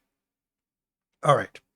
So we've covered the indigenous aspects of Gothic media and its usage in ways that tie to the Maori, and fictional examples like Amazons and Scottish beekeepers, and now, last but not least, the plot to Halo. And then from there, we'll respond to Dead Domain and their video. I know, it takes me forever to do this kind of stuff. That's why I kind of shudder at thinking, oh, am I going to do this? Because no matter how much I try and keep something short, it always winds up being hours fucking long. I'm dancing, babes. I'm grooving. Let me cook. Stay a while and listen. So I'm not super familiar with the Halo story. I only remember that there's the Covenant and the Spartans. I forget what the Spartans, the name of their organization, belongs to. I mostly remember Halo Combat Evolved when it came out initially back in 2000, 2001. And I remember playing Halo 2 a little bit and seeing a lot of the other games, but I'm not super familiar with the story. So this person, handy dandy, r/Halo, can anyone explain the overall Halo story in a short synopsis or 5? And to the rescue, Grave of the Illuminisi says, 14 years ago, mind you, prehistory, skip to 2552 to start reading about the games. Long before the Forerunners existed, gods roamed the Milky Way. There were the precursors, a civilization that had reached the theoretical ceiling of the technological advancement scale. They could traverse the spaces between galaxies and accelerate the evolution of life, seemingly on a whim. The precursors upheld the concept of the mantle, which stated that guardianship for all living things lies within those whose evolution is most complete. It's interesting, there's almost an indigenous character there, stewardship over nature, the guardians of the earth, of the universe, masters of the universe, I guess.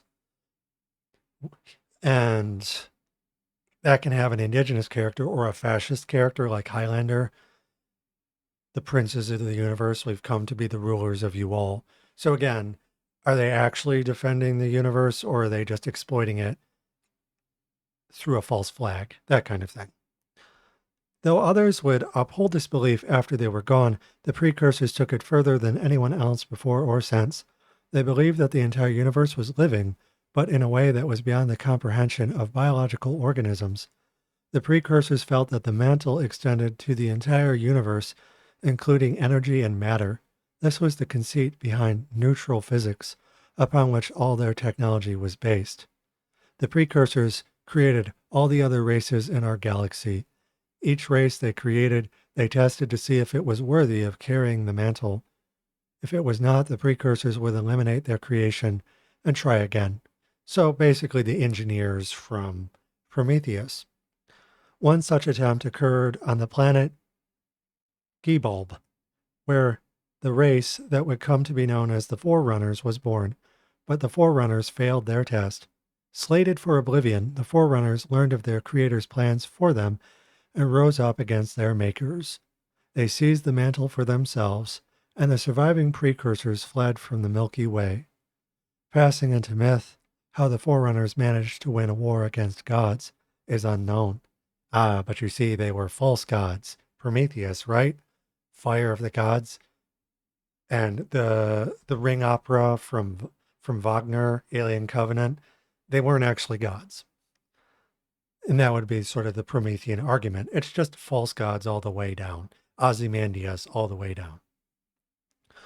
The Forerunners prospered, and the comforting lies they told themselves about being the rightful holders of the mantle were accepted as fact. They did not realize that before their defeat, the precursors had created one last potential heir, humanity. Again, the Promethean myth. So different inheritors of the fires of the gods from one group of gods, false gods, to the next, humanity just being the next in line. As of 110,000 BC, prehistoric humanity was a spacefaring race on par with the Forerunners. Human colonists stumbled upon a ruined world at the edge of known space. Here they found an ancient stasis capsule containing a hibernating being they dubbed the Primordial. It was brought to a vast arena on Charam Hakor for study. Humanity discovered a way to rouse the being and even converse with it for short periods of time. It self-identified as the last living precursor.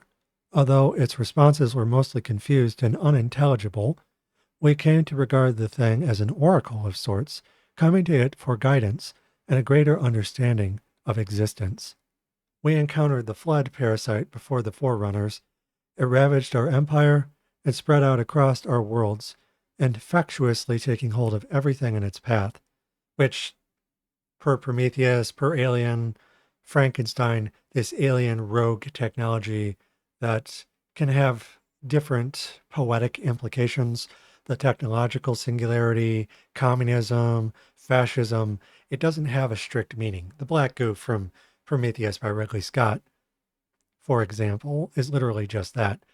But the xenomorphs, more broadly, same basic idea. It's some kind of like Zerg organism from StarCraft, another idea. Same kind of thing, which also applies to Red Scare, which also applies to fascism, different diseases that infect that centrist idea of harmony in a people of the free world kind of way from a Western perspective. In this hour of need, we consulted our oracle. What it told us was so horrifying that those humans present committed suicide under the weight of the revelation, similar to someone hearing the truth of Oedipus being told, "Oh, you banged your mom," and he gouges out his eyeballs. It's a very Greek tragic hero approach to things. Soon the humans were defeated by the Forerunners and devolved back into the Stone Age, and our knowledge about the truth of the flood's nature was lost. It turned on the Forerunners next, and their military commander, the Diadact, waged war with it for 300 years. Eventually, the Forerunners exhausted all other options and fired the Halo array, killing themselves in the process. The chief life worker of the Forerunners, and wife of the Diadact, the librarian, has a soft spot for us and leaves us with reclaimer status, meaning Forerunner technology will only answer to humans in a post-Forerunner Milky Way. Almost post-fascism, right? The secrets of whatever are passed along to the defenders of the free world, waiting for fascism to return, but also communism, because there's no clear distinction between the two. And you could argue that maybe the Forerunners are the communists and the inheritors of the Forerunners. Again, there's no set meaning to any of this, but generally there's some kind of ancient evil that returns, boom or bust, and the true inheritors of nature, white saviors in this case, basically, because you're not just referring to any kind of human, you're generally referring to people in the West, I would argue. Even though it says everyone, it says the Stone Age and humanity, I would bet money that I wonder who they're referring to. Why are they called Spartans again? Where does Sparta come from? The West? So they're not just talking about any old humans. 2552. Humanity has been at war with the Covenant for the better part of 3 decades, and things aren't going so well. The fact that humans are the reclaimers threatens to topple the Covenant's entire religion, and with it the Prophet's authority, which sounds like it could have an Islamophobic Orientalist veneer. To keep the secret and their power, they declared a genocidal campaign against the human race. Darvo and obscurantism, right?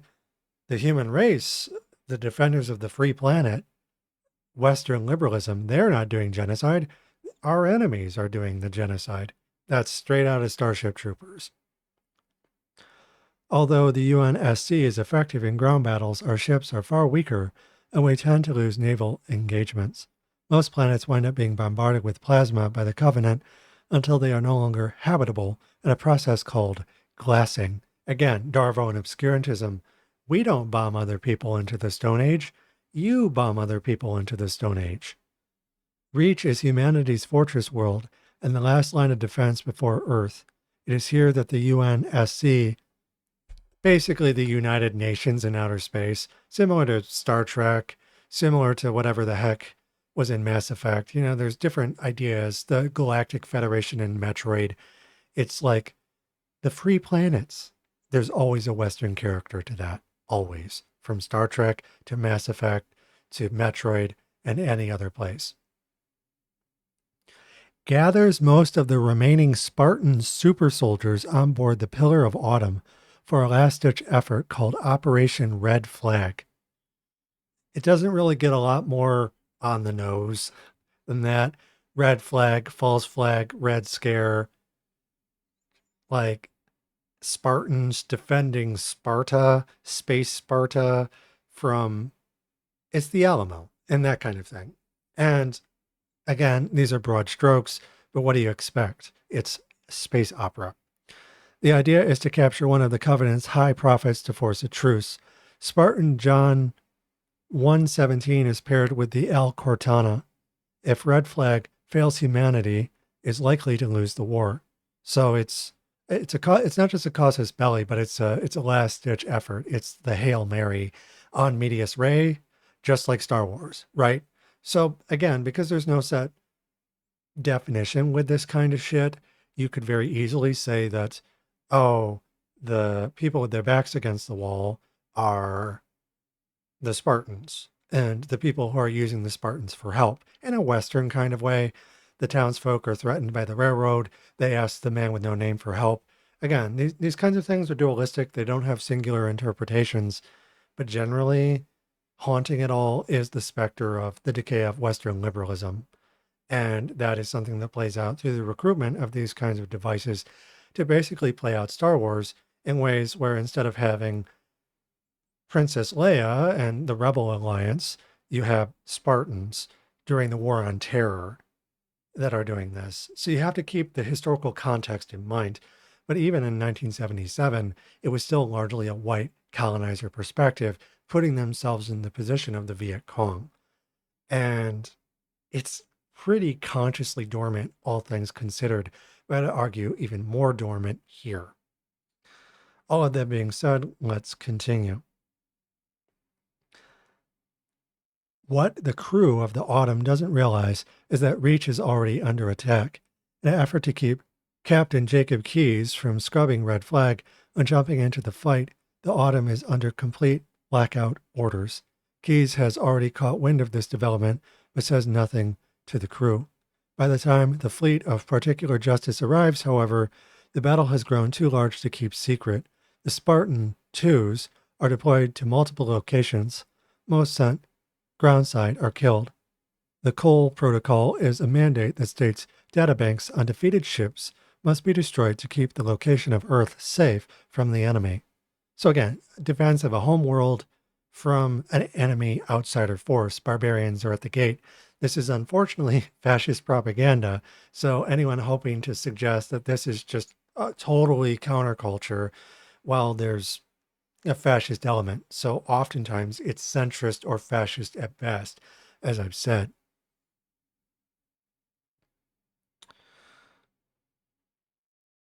By the time the fleet of Particular Justice arrives, however, the battle has grown too large to keep secret. After the Spartan 2s are deployed and killed on the ground, and the Cole Protocol is mandate that states data banks on defeated ships must be destroyed to keep the location of Earth safe from the enemy. Due to an oversight, a ship called the Circumference fails to do so, and John 117, along with 2 others, are sent to ensure the data gets erased. They're literally a cleanup crew. They're mopping up and erasing something that might otherwise expose the homeworld. John is the only survivor of this outing, technically. Linda 058 is only half dead. She gets better. As Reach falls for a team of Spartan 3s called Noble Team, fight and die on its surface, Noble 6 is tasked by Dr. Catherine Halsey, the creator of the original Spartan 2 program, with delivering a fragment of Cortana to the Autumn. This fragment contains data extracted from a Forerunner artifact found on Reach that Halsey insists is crucial to the war effort. Noble 6 sacrifices their life getting the fragment to Captain Keyes, staying behind to cover the Autumn's escape. The Forerunner intel, in conjunction with a previously discovered star map, reveals the location of Halo. Cortana is curious and causes the Autumn to jump there instead of a random location. Thel Vadme, leader of the fleet of Particular Justice, follows with all the ships in his command. Keyes is forced to make an emergency landing, and the surviving crew sets up camp on this curious ring world. As they fight to survive, they discover that Halo is actually a weapon of unimaginable scale, and they take it upon themselves to keep the Covenant from possessing it.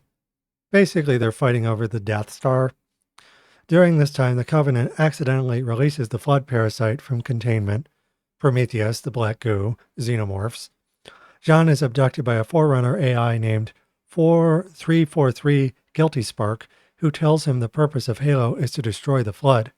He is teleported to the library, where he is tasked with retrieving the index, the key to activating the ring.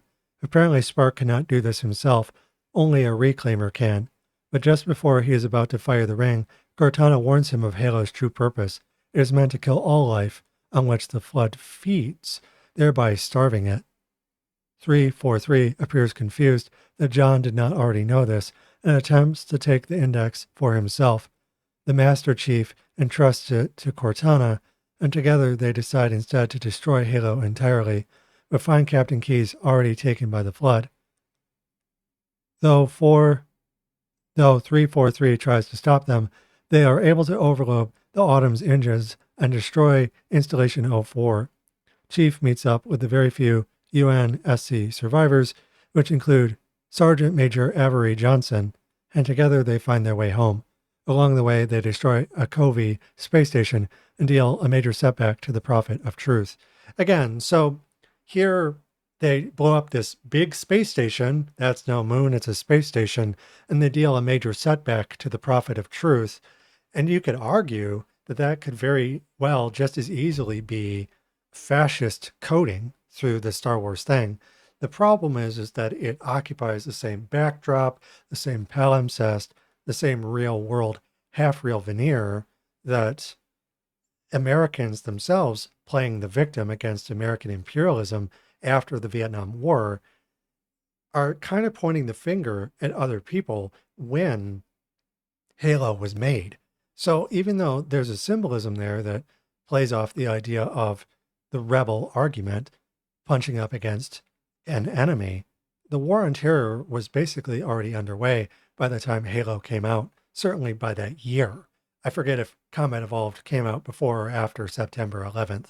But the point being is that this kind of story is something that uses and confuses language like that in ways that isn't explicitly, well, are the Covenant space Muslims? Or are they space Nazis? That's the problem when you start having these repetitions, because the story repeats over and over and it gets more and more confused, more and more fragmented, more and more decayed, more and more occupied by different echoes. It becomes flooded. And when it's flooded like that, there's no obvious set interpretation.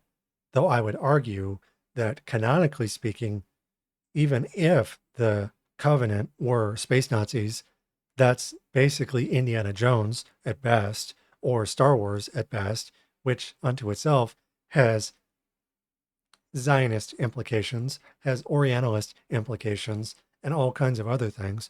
You could take and do something positive with it, but there's all kinds of other stuff occupying the same shell. As Halo 2 begins, the Master Chief is awarded for his events on Halo, Star Wars, while Thel is punished for them. As he was unable to stop the humans from destroying a holy relic, he is stripped of his command and branded with the mark of shame. However, the prophets offer him a chance to reclaim his honor. He is to become the next arbiter, a position in which disgraced elites can redeem themselves through death. Literally death before dishonor. Thel accepts the title. He is sent to the Threshold gas mine, which has pretty obvious fascist implications, where a band of heretics have holed up, blaspheming by calling the Covenant's great journey a lie. Before he kills the leader of this insurrection, the Arbiter asks him who has taught him this wickedness. The heretic says it was a holy oracle itself, and Guilty Spark is revealed to have survived the destruction of his home.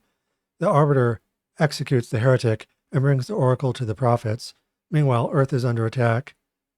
John 1:17, Cortana and Johnson are on board the frigate in amber clad, led by Keyes' daughter Miranda, as it pursues the retreating prophet of regret to Installation 05. Here they learn that the Covenant had found Earth by accident. They were looking for something else. Cortana discovers the location of regret, and the Chief attempts to complete Red Flag by himself. He is forced to kill the prophet and falls into the bowels of the ring after a narrow escape from death. The one-man army is basically thrown into a cliffhanger situation, very similar to Flash Gordon, Star Wars.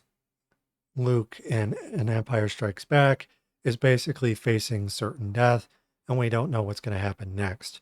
So, again, these kinds of stories all share and allow for different interpretations and performances of the same language. So I could certainly understand how someone might look at this and be like, there isn't a singular interpretation.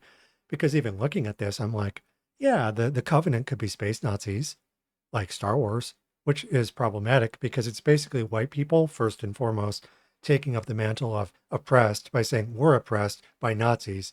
Who did that first and foremost? America. What's America?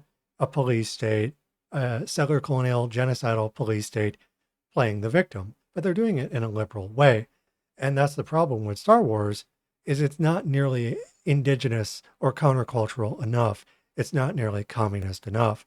And I would argue that despite anything in here that I could interpret in a more charitable way, the same Star Wars problem, Rambo problem, as I call it, lingers. There's plenty of things that I can interpret in different ways, but it leans more obviously in a particular direction, especially if you look at the corporate authorship of it and who they were targeting. Anyone can look at Braveheart and be like, oh yeah, those Scottish people are totally the rebels in that situation and the evil, bad English people. But it's, again, it's the English versus the Scottish, cowboys versus Indians, largely played by white saviors, which often occurs in bad faith. And Halo, as something to perform, isn't really any different than that. Many Star Wars fans, despite the franchise being adored by many different people, are first and foremost white straight men. Same goes for Halo, same goes for Metroid, Doom, any franchise you could think of that uses the same Bretton Woods to neoliberal model, from movies to video games and beyond, into the internet era and the never-ending war on terror. Halo remains haunted by that. We can reclaim it, but it started from a colonized position and a deeply gentrified, privileged position that was anything if indigenous. You know, it's white people playing at the Indian side of things. And this is like a starting point. And out of those inherited confusions vis-a-vis the Gothic mode, you can do something a bit more consciously communist. But this story just sounds like Star Wars pastiche. There's not really anything consciously communist about that. This doesn't sound like Andor even, which is about as mask off communist-wise and as conscious communist-wise as one can get. But this still seems deeply rooted in a lot of pastiche that could really cut in either direction. And I can certainly understand there being an Orientalist lens, especially considering when this was made. It's not the sole interpretation, but it's certainly not one that just came ex nihilo. It didn't just come out of nothing. You have to consider the history and compare it alongside all of these different fabrications to come up with an interpretation that we can do better things with, while also recognizing that all the shitty ones exist too. So, that's the plot of Halo. And even looking at it, I can see that there are some centrist elements. There are some different things going on that feel a bit more ambiguous. Ambiguous for historical material reasons, that through corporate sublimation and recuperation of this ongoing Star Wars refrain out of Star Wars into Aliens. So basically a story that had a rebel allegory that gentrified and decayed into a Vietnam revenge fantasy. It kind of segues into Halo, which is more of that same kind of pastiche that was made and occupying a space and time that was Orientalism in action after the end of the Cold War. So, I'm not entirely surprised by those kinds of interpretations.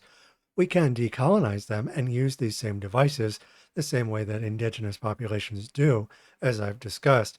But we have to do a better job than Steve Jobs, no pun intended, or George Lucas, or even the women involved with his original trilogy, his wife being the editor of that, and the editor of Fury Road also being a woman that helped George Miller escape some of those things and give basically a white feminist approach to things and make them just more accessible in ways that had a communist or socialist communal angle. We have to take that and go super far above and beyond all of that, because Star Wars at its most radical barely gets around to talking about this stuff in a way that's applicable to praxis. It's like, yeah, theater's all good and well, but you have to have a theoretical understanding that parts the veil so you can see the basic material forces at work alongside the theatrical ones that were subverting in ways useful to good praxis while dealing with bad actors. And that's just frankly something that Star Wars doesn't really do canonically. And even with people who seem more radical, like Dead Domain,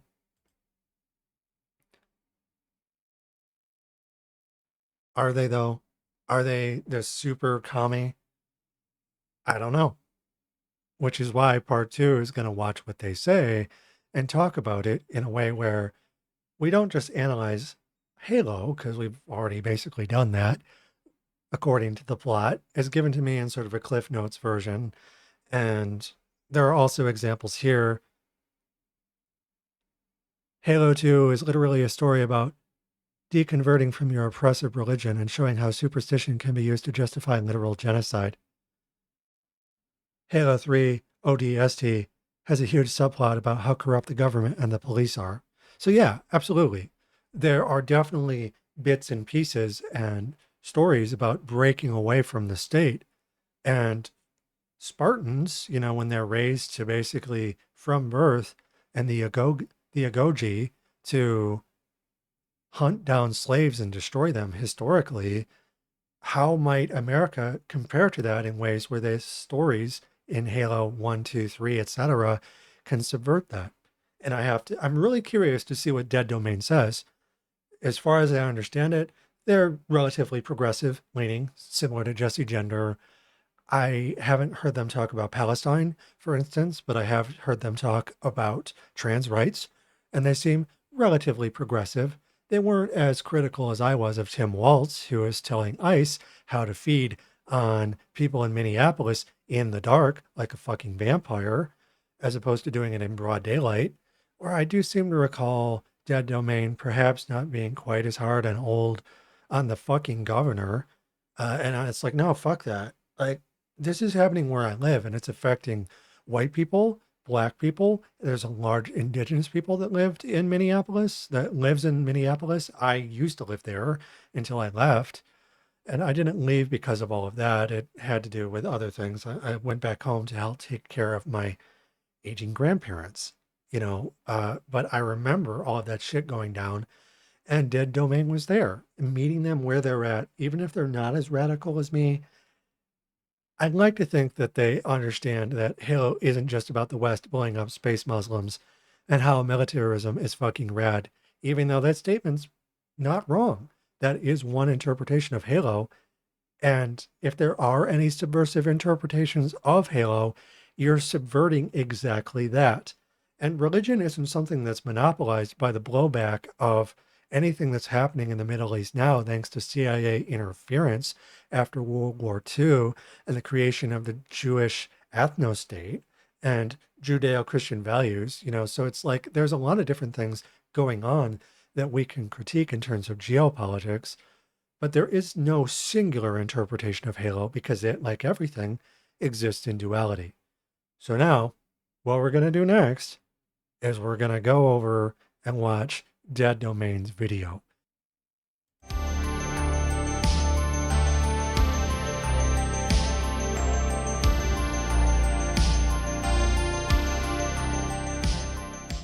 A few years back, when I was first working on the channel full-time, I made a stream highlight video reacting to a list of conservative games. In that video, I talk about the perception of games as being inherently belonging to one ideological group or another, and when I argued about the themes of some games conflicting with their purported status as being conservative core, some may have taken that as me insisting that instead those pieces of art are actually extremely left-leaning. And that's something, I get what they're saying here. The media doesn't belong exclusively to one group. Metal Gear Solid isn't exclusively conservative or left-leaning or anything else. It belongs, well, essentially to everyone to utilize in different ways, if I'm understanding Domain correctly. But that wasn't what I was arguing. It never was. What I instead was pointing towards, and honestly watching the stream highlight again I failed to underline, was that for most of the games that were being claimed as conservative core, you could easily pick apart and find things that directly oppose conservative worldview, much like you can do with any piece of art that is inversely regarded as left-leaning.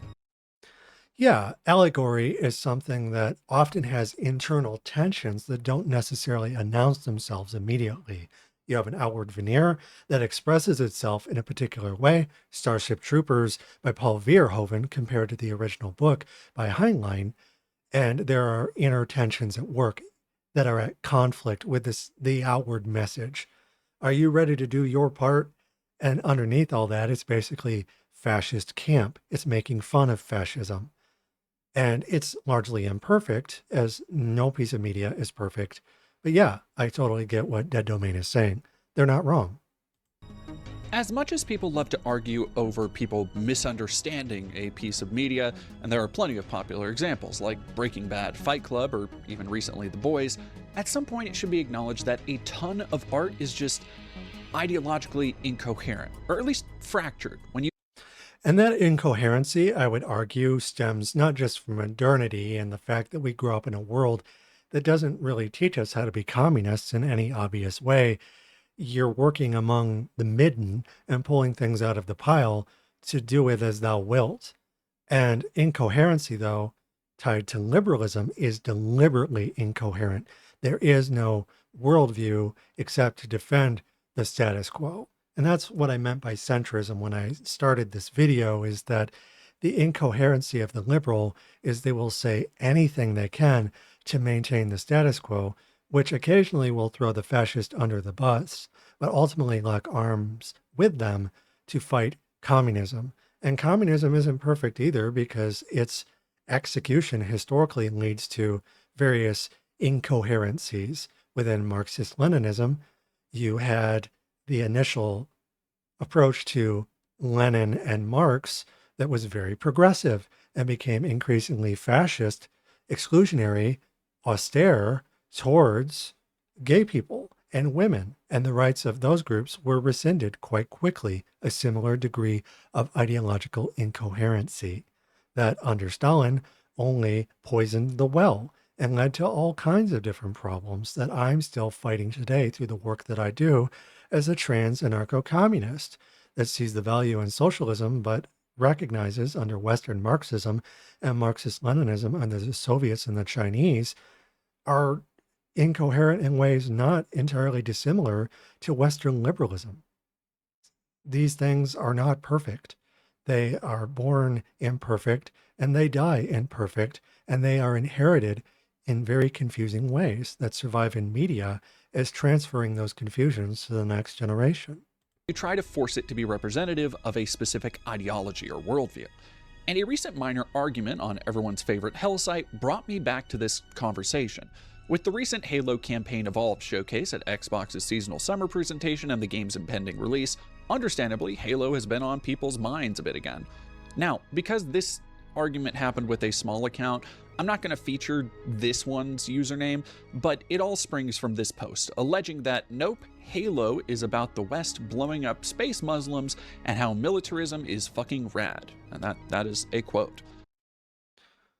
It's certainly a canonical interpretation. I mean, if you look at this image and this comparison, it's the ghost of the counterfeit, right? It's a Gothic idea that behind the barbarities of present structures, we conjure them up again as past and fall immediately under their spell. David Punter and the analysis of the Gothic imagination from the 1700s to 1980, basically. That was a book, that was a quote, and the ghost of the counterfeit is these kinds of stories are haunted by barbarities that we fall in love with, similar to, say, a medieval knight. And this person, it's possible for them to be correct and wrong at the same time, because Halo is at its core that reactionary core of the game is something that can share allegorical space with other interpretations. But just considering when it was made and the palimpsest as being at times deeply centrist and fascist, what's haunting the venue? So I don't explicitly entirely disagree, right? Beware the elves, for they will say both yea and nay, because there is the ghost of the counterfeit. What's haunting the venue of Halo is Orientalism and Zionism and various other things. But I don't want to just hand it to this person and say, yep, you're right. That's just one interpretation, because singular interpretations are dangerous because they basically forbid us or preclude the ability to decolonize media.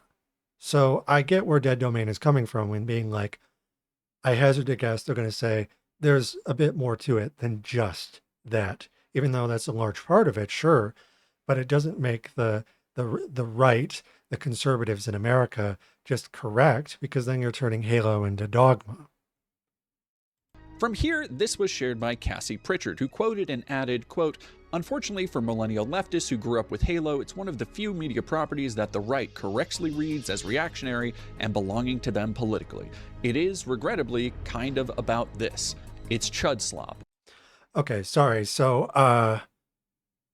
the first quote was from someone else. I didn't realize that off the top of my head. And the second quote is by Cassie Pritchard, who I don't know who that is, a larger channel, I'm guessing. But these are different things to keep in mind, is that there is a chud slop element to, if Halo or Star Wars or anything else it's not chud slop unto itself.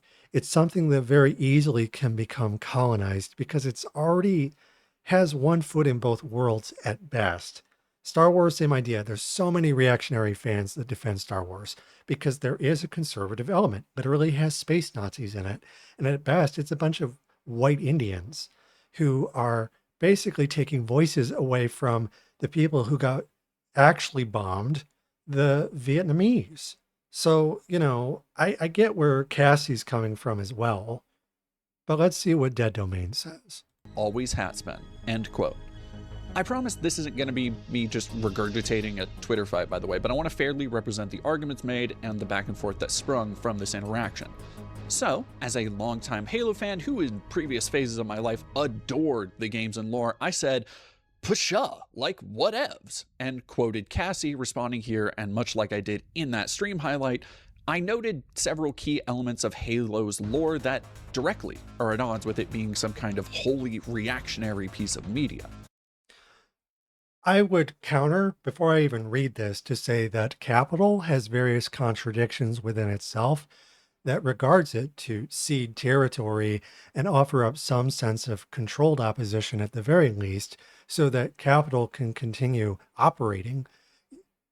Money changes hands, territory changes hands, you have good guys and bad guys in a very centrist kind of way, and there are other contradictions besides sex work, for instance. Sex work is icky and gross, sex sells.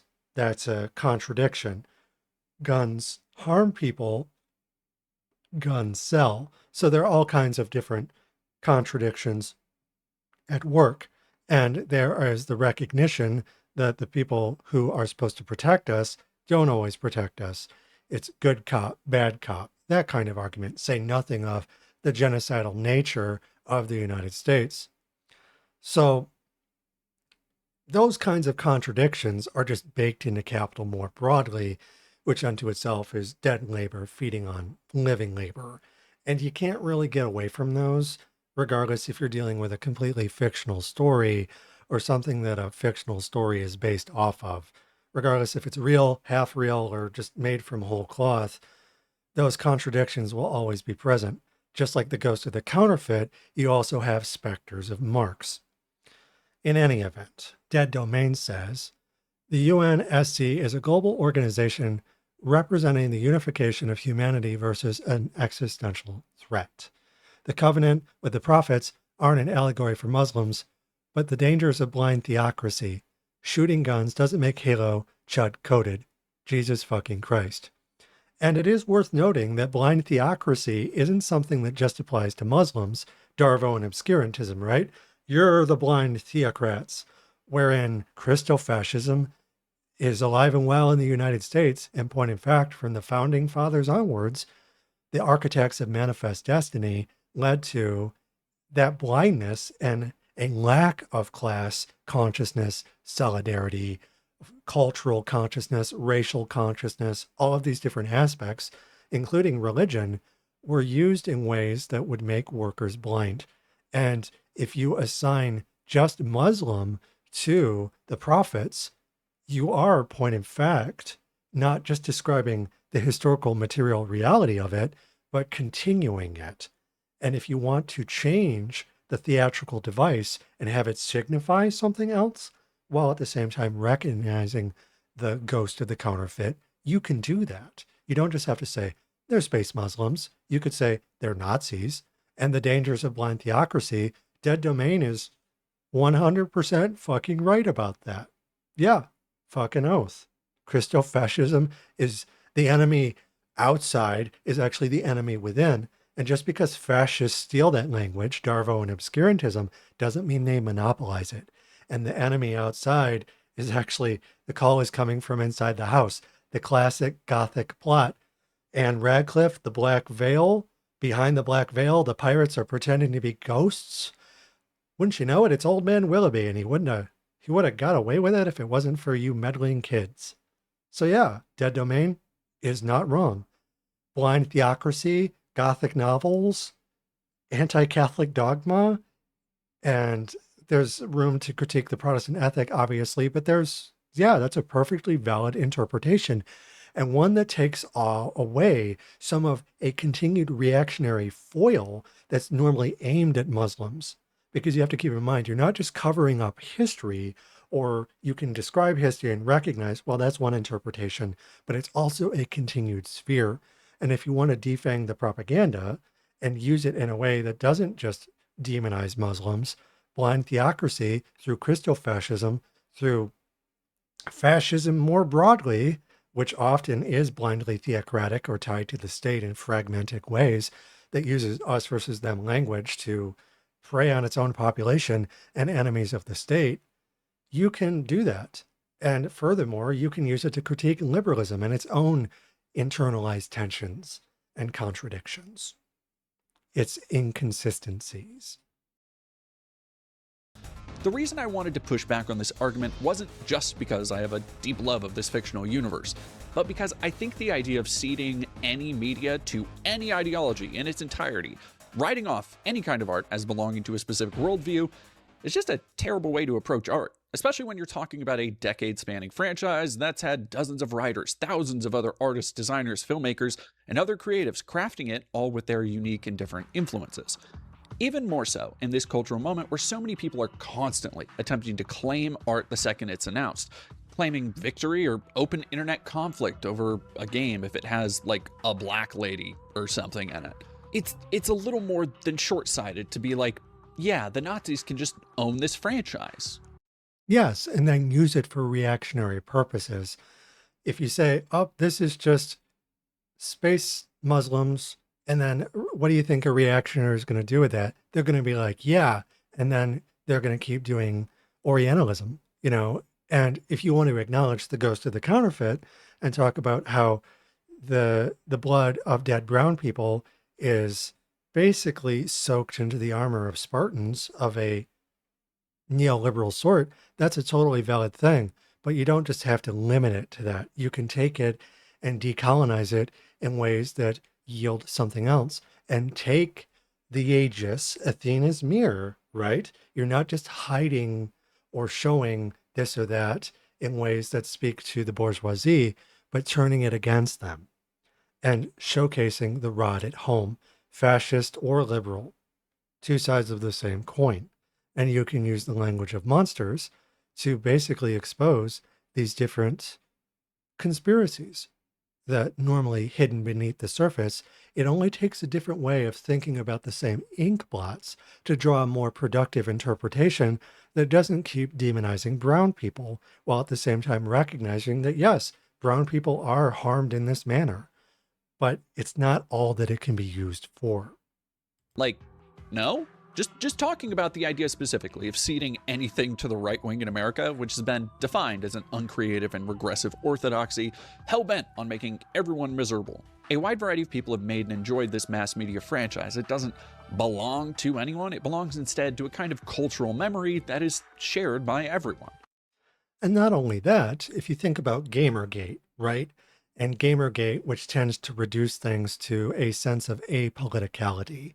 And media is apolitical, it doesn't mean anything, or it has one set meaning and nothing else. To speak to Dead Domain's argument, you want to know what I've heard for years now? Doom isn't about politics, it's about killing demons, and the demons don't mean anything. And Doom guy should be a guy, and that's that. So I've heard that over and over. So if you cede these kinds of interpretations to a single interpretation, that's what you get from the reactionary side. And as a trans woman, I've dealt with that for years. I've gotten hate mail. I've told people that they hope my house gets bombed, that they hope I get shot, that I'm gay, in the pejorative meaning of that. I've been called all manner of slurs, and that's just the tip of the iceberg. I've read some of that on my channel before. So I totally get where Dead Domain is coming from. Furthermore, the idea of enjoyment versus not enjoyment versus endorsement, speaking to Gamergate, Anita Sarkeesian, enjoy but do not endorse the pernicious aspects of something. And it's entirely possible to enjoy Halo without furthering any kind of demonizing narrative of brown people. Just because something was created with the original intent of using it as a weapon against a perceived enemy of the state doesn't mean you have to keep using it that way theatrically. These are symbols within class war and symbols of war through culture and race that can be used to reverse the objection process. And doing that, we can enjoy Halo. I grew up surrounded by Halo stuff. I played it a bit. I went to LAN parties where I played Halo, okay? And I stopped, playing the game eventually for various reasons. I got into Doom a bit more, Doom 3. I really liked Doom 3, and I really liked, what was another one? Mass Effect. So I was a Mass Effect girl, and I can recognize that Mass Effect has plenty of problems. Star Trek has plenty of problems, but I would never say in a million years, oh, this just has one interpretation and you can't do anything positive with it. That's just not how media works more broadly. Single interpretations are dangerous, and the enjoyment of something is important towards coming up with better interpretations that can reverse the objection process while being mindful of the ghost of the counterfeit. That is entirely valid. And anyone who says it's just about one thing has just turned it into dogma for the state. Now, this isn't to say there aren't pieces of art that are inherently, through a creator's intention, representative of an ideology or worldview. Famously, alt-right and online Nazi circles love poorly written garbage like Camp of the Saints or the Turner Diaries. Or Starship Troopers, which is basically just an ethics polemic. It's Red Scare, written by an author who believed that nuclear weapons should be used on the Chinese, speaking of Orientalism. During Bretton Woods, a decade or so before neoliberalism and its beginnings in Chile, and then another 10 years after that in the rise of video games, it's the same kind of idea. Whitey with guns versus an enemy. But this is like overt propaganda. And the thing is that after Starship Troopers, you had Star Wars, you had Aliens, and the confusion of all of these different things that yield a wide variety of interpretations that, however imperfect those were historically, can become increasingly more radical. So the kind of shit here the Dead Domain is talking about, it's a very important thing to recognize. Things can have very overt intentions, but they're working within a larger Gothic mode, including firearms, demons, insiders versus those demons, the zombie apocalypse, George Romero, that kind of thing, where monopolies are impossible, even if there are certain works that are just obviously dogmatic. But something like Halo has all of these built-in contradictions behooving of liberal media. Star Wars is liberal media playing cowboys and Indians from a white Indian perspective, the cowboys being the evil empire. There's still communist allegory there in ways where the Turner Diary, it's not really there. You may as well just throw those books out and start with something where you at least have wiggle room to work with. Because of how they depict their paranoia about immigrants in a violent and cathartic way that allows them to vicariously live out their hateful ideas in a fantasy setting. Aliens is very similar to that, unfortunately, because the space bugs it's literally the plot to Starship Troopers.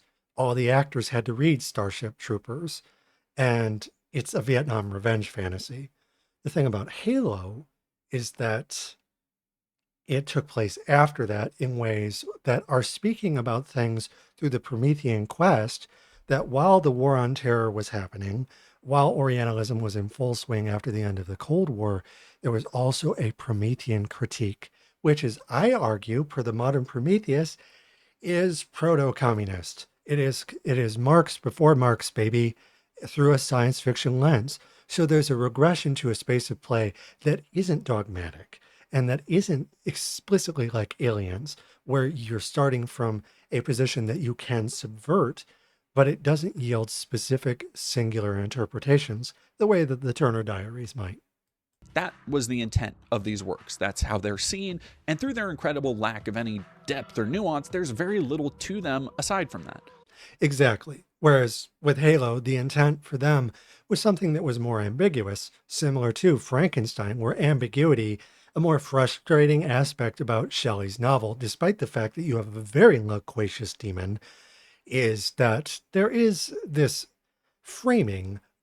Is Victor the bad guy, or is the creature the bad guy? And everyone knows the creature's the good guy in this situation, and Victor's a total piece of shit. That's the whole point.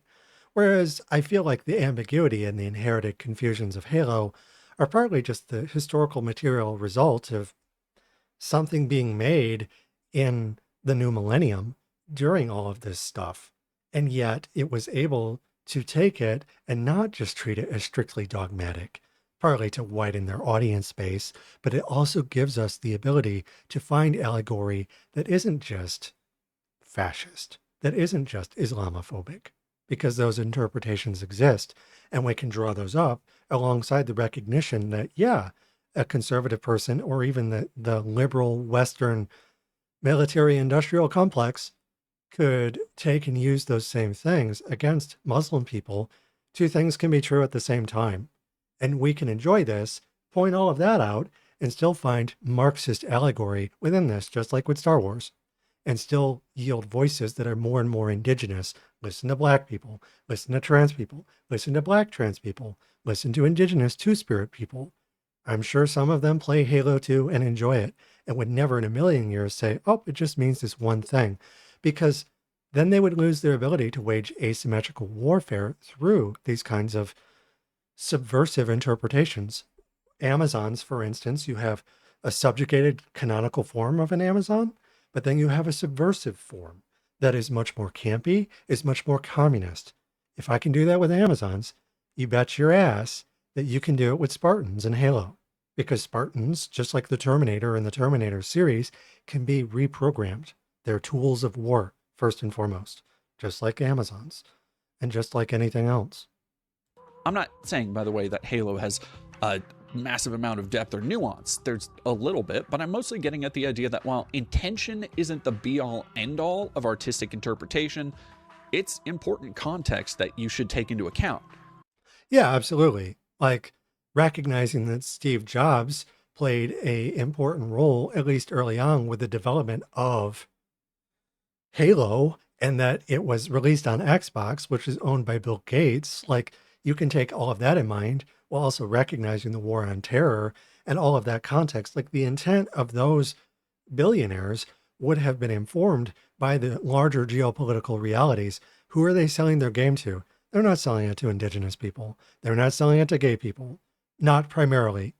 We would have been a secondary consideration at best, even just as white trans people, let alone these other minorities that I listed. Instead, they would be selling this to white straight guys first and foremost. But even within white straight guys, just like George Lucas, there beats the allegorical heart of Spectres of Marx. Now, this is already a bit of a lopsided conversation to have, but I think Halo, with all its various eras, media, and lore, is kind of a perfect framework to have this conversation in.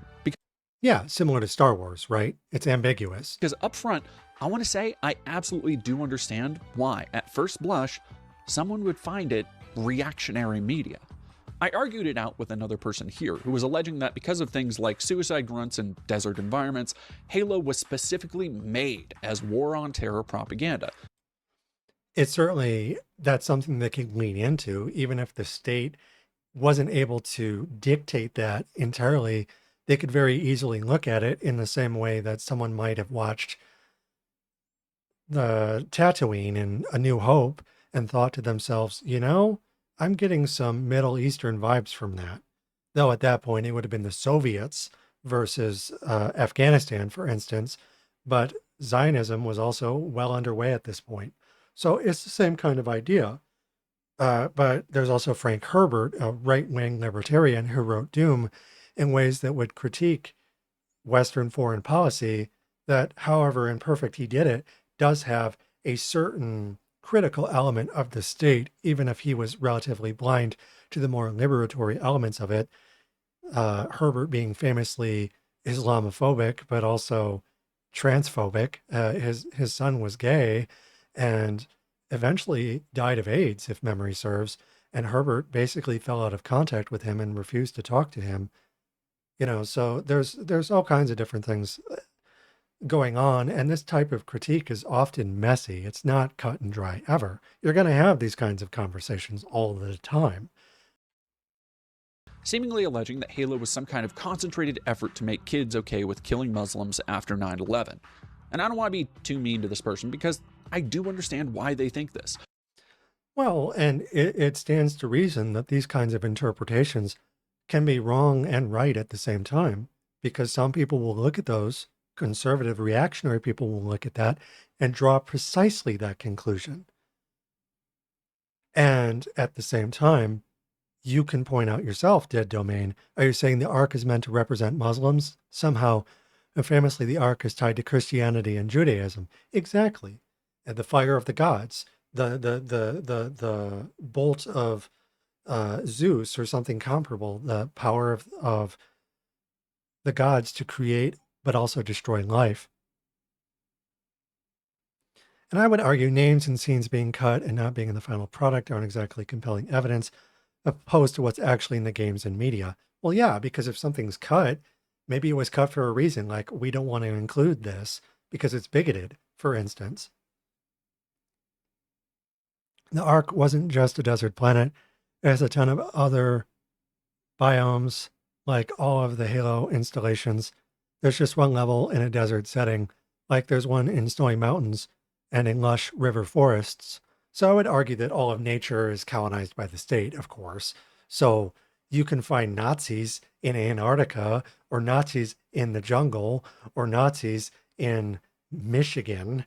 You actually can. The KKK are basically stationed here, but I digress. The point being is, just because there's Nazis in a specific area doesn't mean that area endorses the presence of the Nazis. Nazis are famously occupiers, colonizers. And the same idea with America more broadly as a Western liberal institution that loves to use Spartans and similar language in a hauntological way. A nation state taking a city state to do the work of foreign policy under capital that didn't exist way back when the Spartans were doing what they did. They all kind of suck in their own way, but at the end of the day, there isn't a singular interpretation, but I can understand where Trappy is coming from. Just that's not the only interpretation.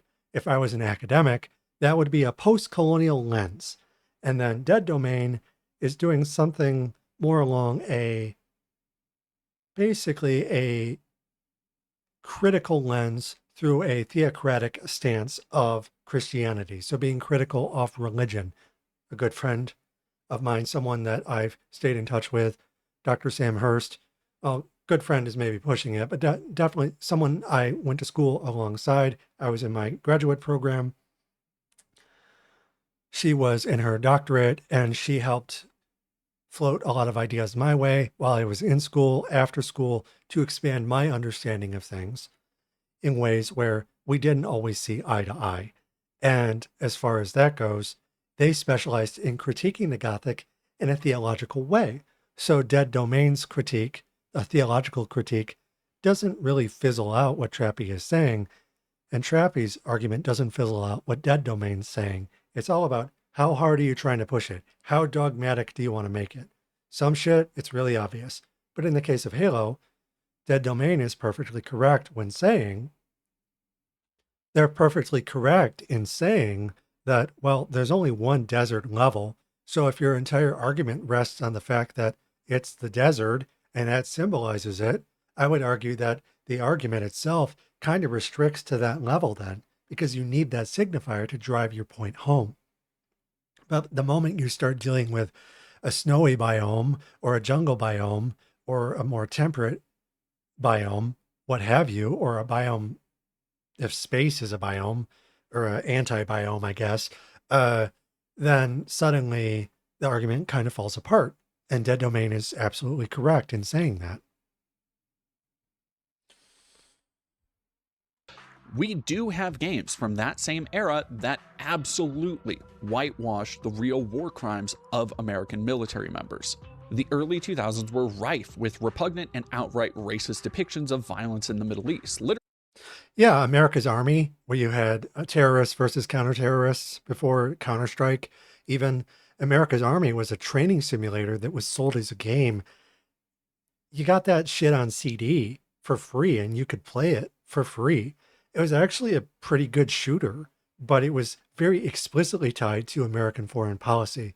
Whereas something like Halo was kind of a combination between Star Trek, Star Wars, Aliens, 300, and various other things. Like it's not explicitly one thing, so giving it a singular interpretation is pretty risky just because of that.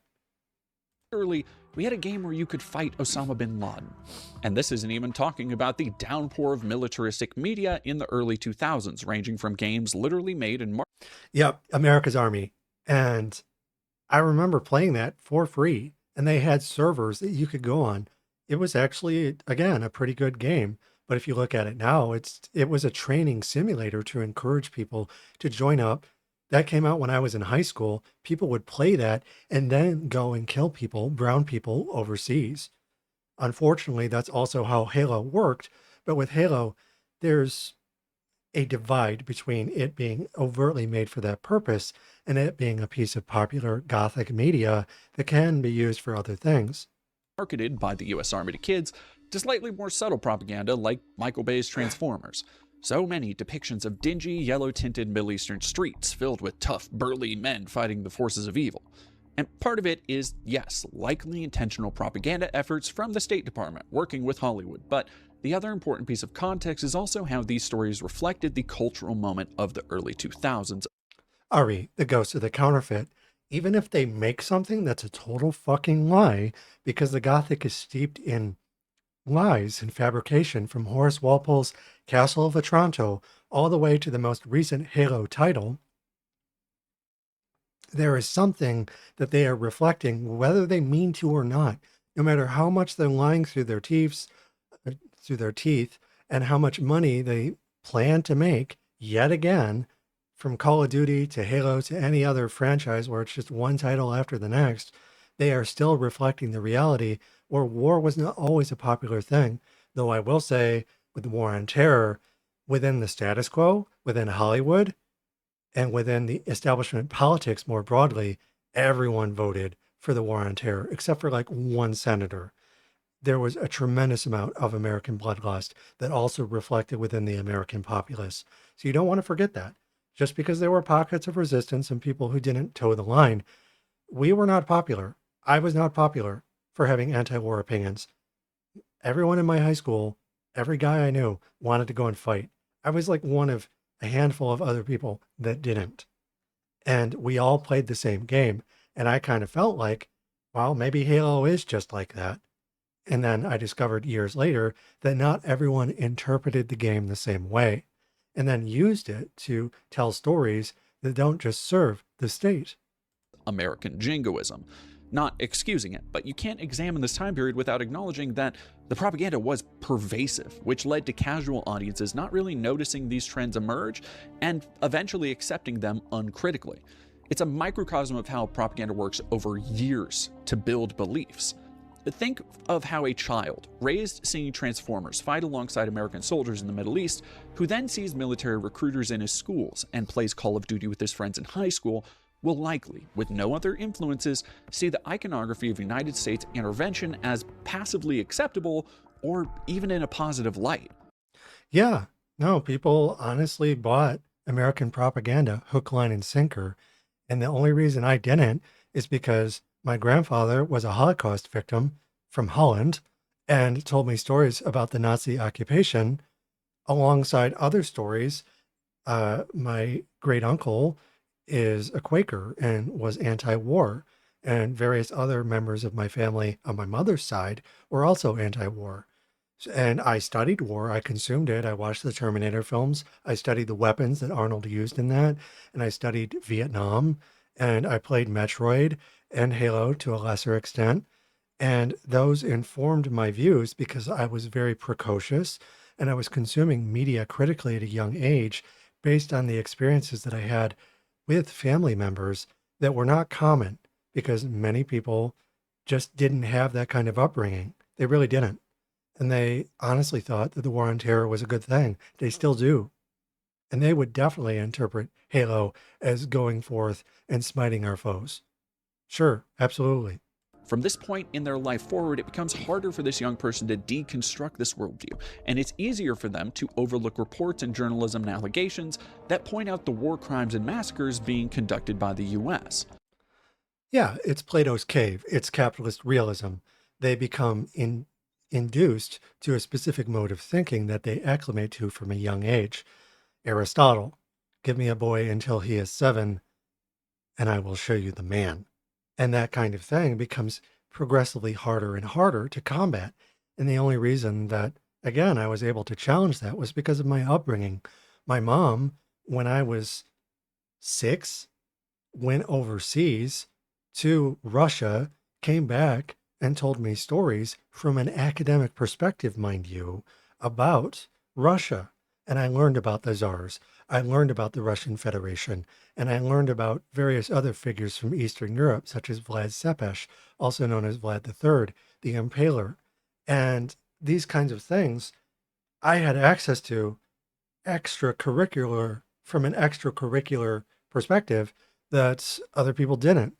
And also being neurodivergent and being trans, not necessarily realizing it at the time, and just being less prone to embrace overtly masculine war making from a Western sort of perspective, despite the fact that I consumed a lot of these stories. I watched Dragon Ball Z before it was cool. I used to see it on VHS in the mid 90s because a friend of mine got that shit mailed in from Japan. Like I consumed a lot of that stuff and would interpret it very differently just because of what I was exposed to at home. But plenty of people aren't, and they just grow up in the matrix, in the cave. And it's very hard for them to think critically about that. And that's how propaganda works.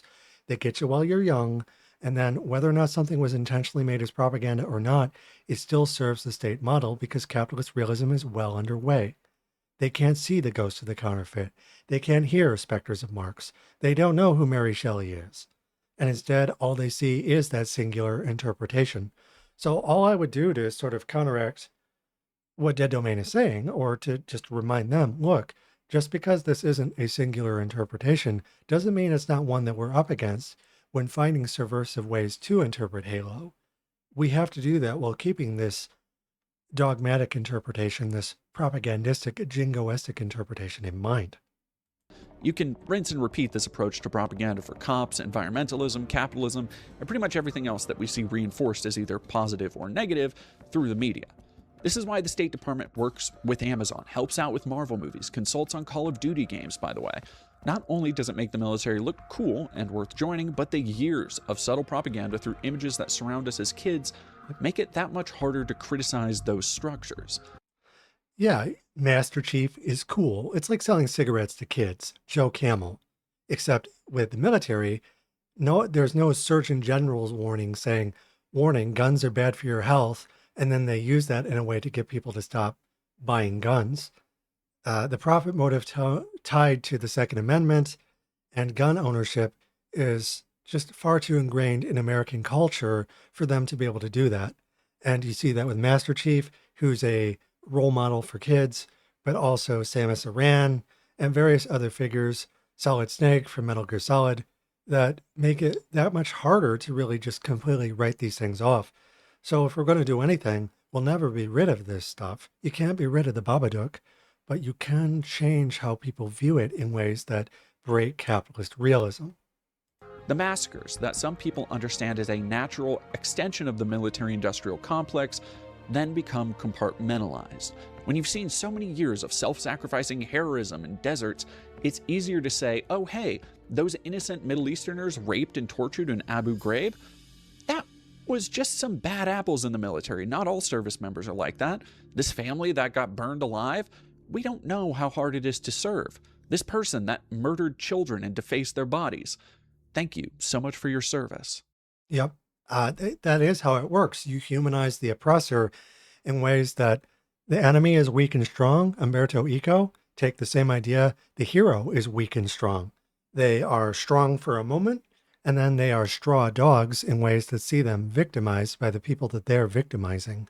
And you do that in humanistic narratives that, through the language of home, make it much easier to further the abjection process and service to state predation done through propaganda, intentional or otherwise, that people are raised on for years. The invention of terrorism, per Joseph Crawford, regarding Anne Radcliffe's novels of the 1790s, continued into the 1990s and beyond. So that kind of thing is exactly what Dead Domain is touching on. Absolutely. So, by these metrics of passive imagery used to reinforce a cultural narrative, can we say Halo, particularly during the early 2000s, was military propaganda? Yes, absolutely. Is it intentional, or is it just a reflection of a cultural moment, though? Does it matter? Like, at that point, I'd be like, you could say, regardless of intent, genocide is genocide, right? Does it really matter if it's intentional? Oops, I accidentally shot you in the head. Like, that's as a anti-capitalist, anti-fascist, and anti-racist, etc. Intent is much less important than material outcomes. So if you're going to critique Halo, critique it regardless of its intent. You don't have to prove intent to point out that it's military propaganda, and then go from there. And for that question, I think it's probably a bit of both. There's also the overlaps that are undeniable between Halo and the War on Terror. Yeah, definitely. So basically what they're saying, yeah, it's kind of both, because it's not an official document made by the state. It's made by the merger of corporation and state, vis-a-vis Mussolini, what they call corporatism, which is an inherent facet of fascism. And after the so-called end of history and the fall of the Soviet Union, you saw fascism under Western liberalism take root through stories like Halo, where it doesn't present itself as overt propaganda, as overt dogma, but it's haunted by it. The ghost of the counterfeit. And here's where I do want to acknowledge why Halo, from a certain perspective, absolutely reads as reactionary media. Halo 2 and 3 in particular are about one lone soldier standing against an invading force on a religious great journey. The alien force of the Covenant are intentionally loaded with religious imagery reminiscent of Islam, but also Judaism and Catholicism specifically. Yeah, and Gothic media being anti-Catholic dogma under the Protestant ethic, and the Protestant ethic often taking on a secular character that, under Judeo-Christian values, Zionism is largely a secular enterprise as well. Religion is just a means of generating profit and selling war to children in ways that lead to dogma, whether intentional or not, conducive to that. It's efficient profit through dogma that just is comorbid, essentially. I do understand how loaded the imagery is of the suicide grunts, small enemies that will swarm the player with activated grenades, and how that can be read as designers taking inspiration from the War on Terror and the public knowledge of suicide bombings that were commonplace at the time. It also makes me think of kamikaze or banzai. So if you're looking at this from a World War II perspective or from a Vietnamese point of view, the use of terror weapons, including suicide, to decolonize a land that's being invaded by those who are saying, no, we're under attack. Again, the Americans I wouldn't put it past them to write a story like this as bad actors, them saying our back's against the wall and then colonize the rest of the world, because that's exactly what they did through the CIA, Zionist or otherwise. So again, keeping all of that in mind, it's very easy to look at Halo and just see another casus belli, a false flag raised in bad faith. It's literally Operation Red Flag, for Christ's sake. On an even greater scale, going back to Cassie's tweet, I think most shooter franchises, at first blush, can easily be interpreted as reactionary. Halo, like Doom, Call of Duty, Gears of War, and countless other science fiction and shooter games have several commonalities that are often also seen in reactionary media and violent power fantasies. These lone, gruff heroes, disillusioned by the world, beset by invading forces of often human-like but distinctly inhuman or even subhuman enemies. The barbarian versus the enemies at the gate. These enemies are often so overwhelming in force and uncompromising or zealous that the only way to deal with them necessitates intense violence and force. And the Nazis used this kind of propaganda through Jewish conspiracy to say the backstabbing Jew, the enemies at the gate, it's literally blood libel. They drink our blood, they eat our flesh, they steal our women and children, they pervert the young in, like sodomy sort of ways. There's all kinds of different things going on. And it's the same kind of argument, and it just depends on who's using it. In the United States, I would argue more broadly through corporations and the state, was not really any different than the Nazis. Not in terms of the outcome, because whether intentional or not, the United States has killed millions of people behind these kinds of veneers, where you can say, well, is it intentional or not? It doesn't matter. The outcome is the same. And the war on terror is something that was whitewashed and cloaked behind Halo. Halo did a wonderful job at doing that. When simplified to their barest components, these stories don't sound that different from the previously mentioned bigoted mainstays like Turner Diaries. But or Nazi propaganda, as I pointed out. It's important to remember that art, even mass market, mass appealing franchise art, isn't defined by the framework it takes, but how the artists use that canvas to fill in the blank spaces. Sure, but you can't separate Halo as a larger franchise from the profit motive. For instance, someone can take Halo and make art with it, for instance, outside of the main game. But if you buy the game itself and you support the corporation, you're supporting the profit motive tied to corporation, tied to state, tied to genocide. So it's all about how you use that canvas in ways that are conscious of the material forces at work and how you either resist them or support them. Enjoy but do not endorse. What's one way to endorse something? Spend money on it. And, one would argue that, well, all right, if you can take something and subvert it in a vastly popular way, and you maybe spend $5 to do that or buy a game used or whatever, that's one thing. But you still have to be conscious of these market forces. You have to be conscious of the larger forces of war through these markets that are operating constantly. It never stops. When you put it like that, this just seems like a slippery slope to argue from. You're judging a piece of media, several here, not based on what they actually contain, but the form they take, essentially. Video games are multifaceted pieces of art, and one of the biggest Dead domain, you need a pop filter. Just saying. Barriers to the long struggle to have them taken seriously as art has been how unserious much of the criticism around them is. Kind of like this. Moment-to-moment shooting gameplay against an enemy force. Does it appeal to a reactionary worldview? Sure, technically, but that's also just describing a first-person shooter. So then, do we put all shooters in the reactionary box? Exactly. Does it reduce everything? If you play Doom, are you just supporting the Imperial core? Like, if a communist were to play Doom, are they a class traitor at that point? What are the proper signifiers that make something appeal to one ideology or another? If any kind of invading force or even opposing force is allowed to signify a reactionary piece of media, then are all pieces of media with conflict inherently right-wing?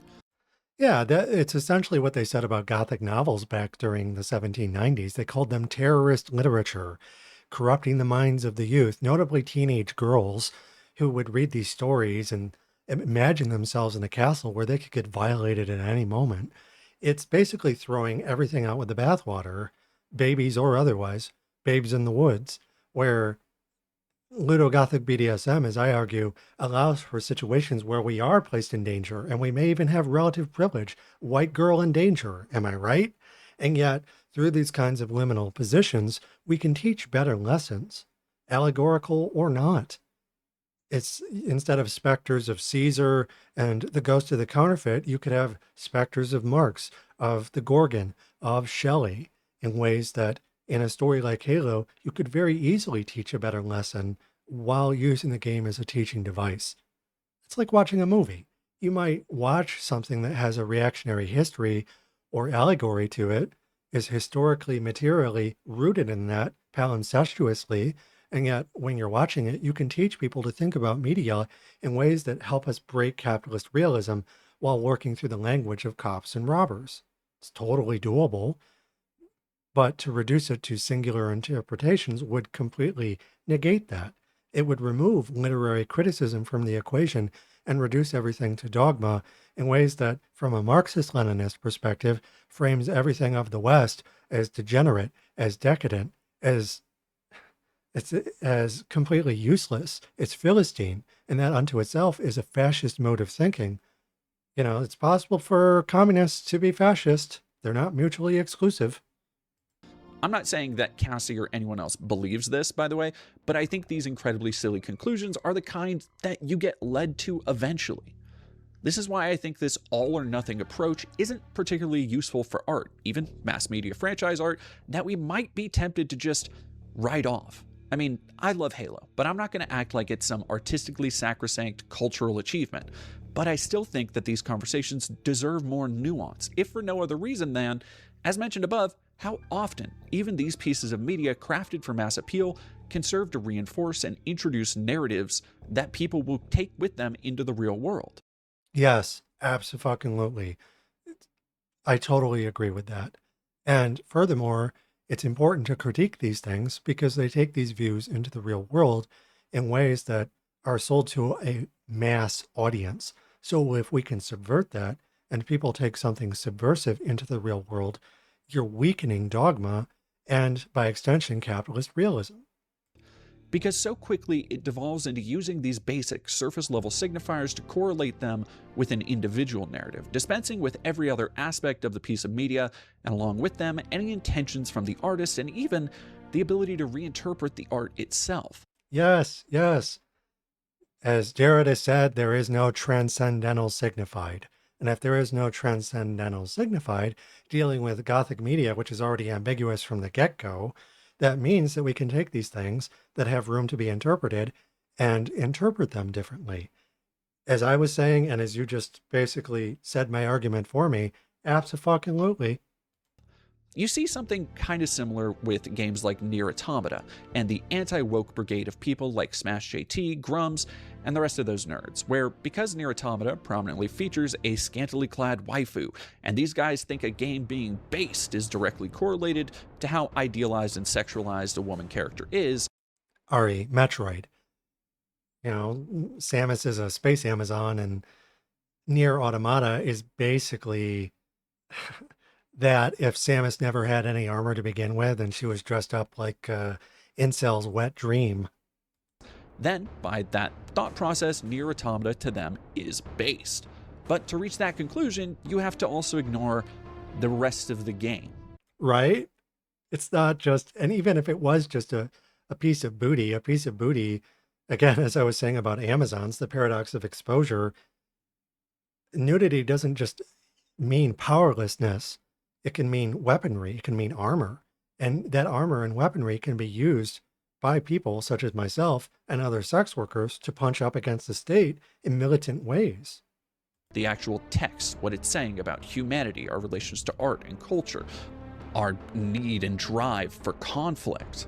You have to.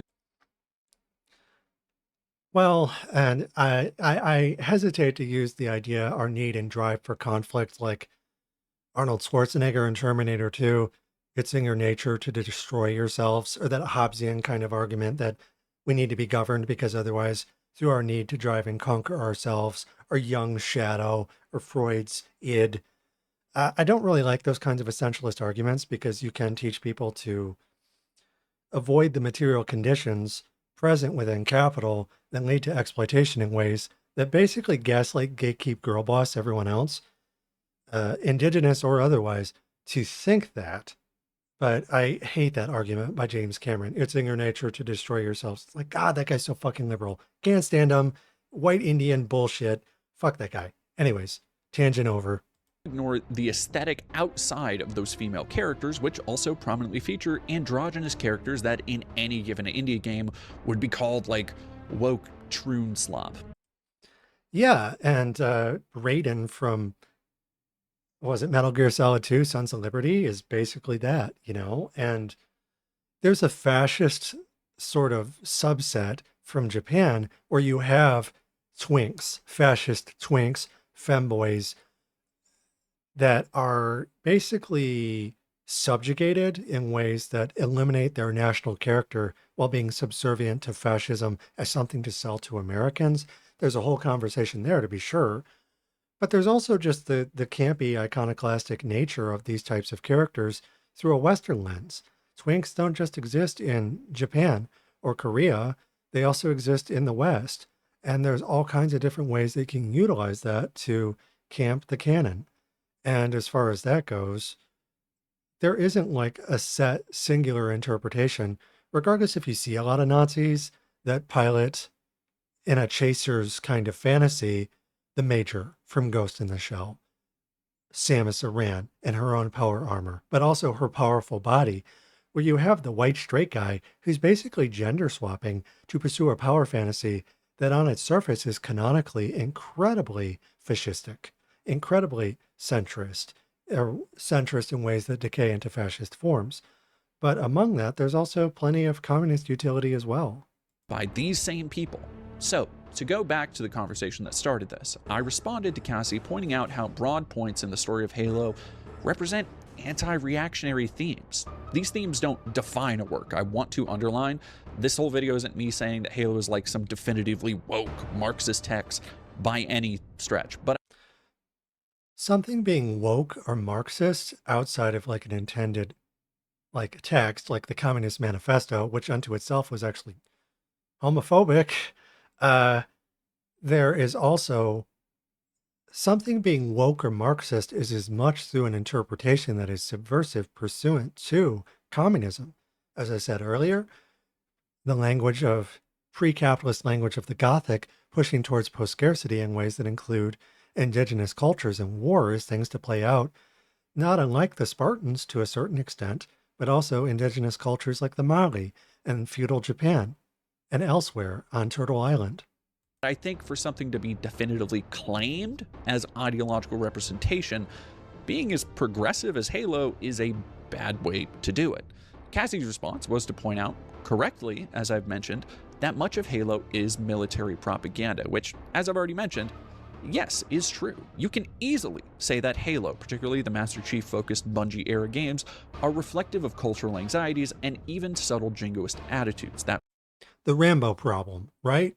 From literally Rambo, and before that, you can go all the way back to Beowulf, but Rambo, King Arthur, and similar characters, Conan the Barbarian, up to Rambo, up to Ellen Ripley, Doom Guy, Master Chief, they're all rooted in that same defensive home that, per the nuclear model and city-states, is generally in defense of home in a reactionary way. It's literally you're responding to an alien abject force that is touching down, but also invading from within.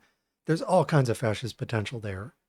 But as someone who studies Amazons and understands they have a tremendously subversive potential within Gothic as something that is alive and well, Angela Carter, we live in Gothic times, is something that you can take and repurpose in ways that are subversive. were incredibly popular at the time. And still are. Like, they've always been popular, always has been. But then I point out that while the protagonists are military, Halo isn't some far-right, hyper-militarized, uncritical endorsement of universal expansion. Like, the way some people were interpreting this, I think a lot of people might see Halo as an unsatirical take on 40K's Imperium of Man, but then I point out, that's not the case. So let's talk a little lore, because from here there's a bit of ping-ponging. Cassie pointed out that the Spartans are essentially CIA kidnapped kids and are a surrogate for the ends justify the means approach of many intel agencies that do engineer coups and countless slaughters the world over. That's not a bad interpretation. Like I would argue, yeah, I could totally see that. Super soldiers, they're not just utilized by Nazis, they're also utilized by the West more broadly in defense of a world that's under attack constantly by aliens. It's a false flag. So yeah, no, that makes sense. That is true.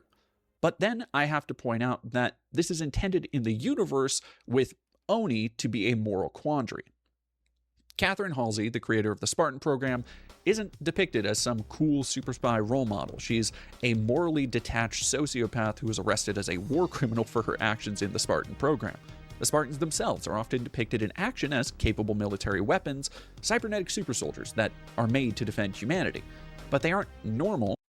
To defend specifically the interests of the ruling class, are they really just protecting everyone? No, they're defending the realm. They're defending the heads of state. That would be my argument. Again, haven't played Halo a lot, but I would imagine they're programmed to be apathetic and to see the enemy as a bug to squash. They're doing that in defense of this mad scientist who serves the will of corporations, of the earth as a whole, as owned already. Like behind any sort of veneer of Western liberalism, I would argue there lurks the shadow of the ruling class. By any stretch either, often depicted as awkward, socially isolated, and even mildly sociopathic themselves. In one of the more popular shorts from the Halo Legends anime compilation, a Spartan hunts down her cloned counterpart that replaced her when she was kidnapped as a child, and it's not depicted as just a super cool thing the military did. You're trying to find some sense of humanity within the monster that was made. And that is, par for the course within Frankenstein. Is the creature something capable of humanity? That's literally what Shelley is asking, among other things, largely pointing out the folly of Promethean Cartesian hubris, the Promethean grade hubris of Cartesian folly specifically, through these men who think that they can take the fire of the gods and use it to make something in their own likeness, which is a super soldier. Here you have the mad scientist being a woman. It's the same basic idea. It's literally the Promethean quest. These counterpoints exist for most of the things people were trying to prove definitively made Halo reactionary chud slop. You don't have to prove it, though, beyond a shadow of a doubt. You just have to point out that there are various interpretations that emerge from a text that, by and large, is made to induce these kinds of reactions. It's the same critique of Shelley's Frankenstein, which in my opinion is one of the most important novels, if not the most important novel ever written. The greatest Gothic novel, the first science fiction novel written by an 18-year-old girl. I love it to death, and yet my biggest problem with it is that it's too ambiguous. And the same critiques, I could argue, are ones that I would make of Halo. And as far as that goes, Halo is essentially too ambiguous for its own good in ways that serve capital and the state conveniently, regardless of intent. And that's all you have to do. You don't have to say it's specifically something. You don't have to isolate it under a microscope and find, oh, we found the swastika. Like, if you do, that's important to point out. But at the end of the day, it's ultimately not necessary. Is there fighting in a desert, like there was in the War on Terror? Yeah, but that's one biome in a larger area that also features lush riverbeds and snowy peaks. As if those were never colonized by fascists or American imperialism more broadly. We both know that they were. So all I would have to do to steelman Cassie's argument is be like, it doesn't matter about the biome. America invades the entire planet per Cartesian dualism that, furthering the abjection process, strengthens capitalist realism through stories just like Halo. Have fun with that one. Are the prophets and their great journey reminiscent of Muslims and the cultural American knowledge of the time, such as pilgrimages to Mecca and jihads? Certainly, you could draw some similarities, but the Covenant is also a multi-race, multilingual coalition that draws on nearly every major Earth religion to create their fictional one. The prophets' headdresses are reminiscent of Catholicism. The designs for the Holy City High Charity are designed like basilicas. Even the crowns actually remind me of the demonic priests from Doom Eternal. When I saw that, I was like, oh, anti-Catholic dogma. This is like straight out of a Gothic novel. So again, you're right. You're absolutely correct. It's a mishmash. It's very checkered. And through that checkering, you have a lot of different things going on, which again, for the bourgeoisie is tremendously useful because they can use that and force people to have these kinds of arguments instead of just cutting through it, right? Behind any Gothic novel lurks the bourgeoisie, right? But we're also there with them. So you have to strengthen our position while weakening theirs in ways that expose them and give us the weapons and armor that we need to strengthen our cause out in the real world. And the Great Journey harkens more to the Crusades than the War on Terror. To support the argument that they were intended to represent Muslims, someone brought up that the arbiter was almost named Dervish, a name for a Muslim who lives a life of intentionally humble means as a religious endeavor. But that wasn't chosen because of the War on Terror and similarities it would bring into question, showing that whoever was making that writing decision wanted to at least give that amount of respect to the faith. I will say I've also seen Exactly. I mean, again, these kinds of things will oftentimes take things that are otherwise demonized, abjected, and introducing a human element to showcase that there is a relative degree of incoherency to these kinds of conflicts, regardless of scale, regardless of media type. It's just an air of verisimilitude. And that kind of realism is something that ironically plays out in very fictionalized Gothic ways. That however fabricated something is, there is always a ghost. And that ghost can speak to things that are terrifying in ways that speak to bourgeois exploitation of nature, but also to those being exploited in ways where it's the good goblin in Tolkien stories. There isn't one, but it's a Gollum essentially is kind of walking the tightrope where you have someone who used to be human and then they weren't. And it begs the question, well, are orcs just humans? Is Soylent Green people?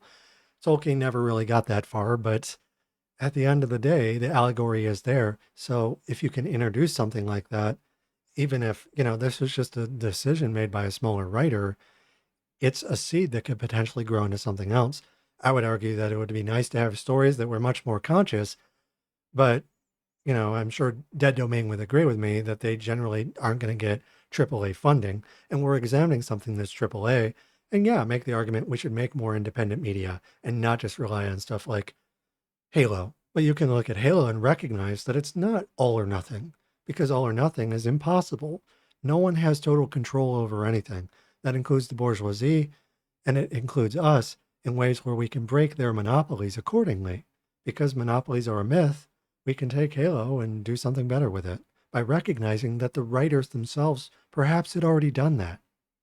people say that because Chief's name is John, it's an explicitly Christian anti-Muslim text, which It makes me think of Pocahontas, like John Smith or something like that. That's the first thing. When I heard John, that's what popped into my head. Okay, so then where do the Spartans named Carter or Emil or Kelly fit in? Do you remember that famous Bible character Kelly? I just want to dunk on this argument. This is the kind of argument that is scraping the bottom of an already incredibly shallow intellectual barrel. Well, and at the end of the day, this is hauntological. So you have beings that aren't restricted to a specific space and time. Just like the Castle of Otranto by Horace Walpole wasn't actually a 15th century document by an Italian monk. It was written by the son of the first British prime minister in the 1760s, and he passed it off as a document and then said a year later for the second edition, psych, I wrote it. By the way, this is the world's first Gothic novel.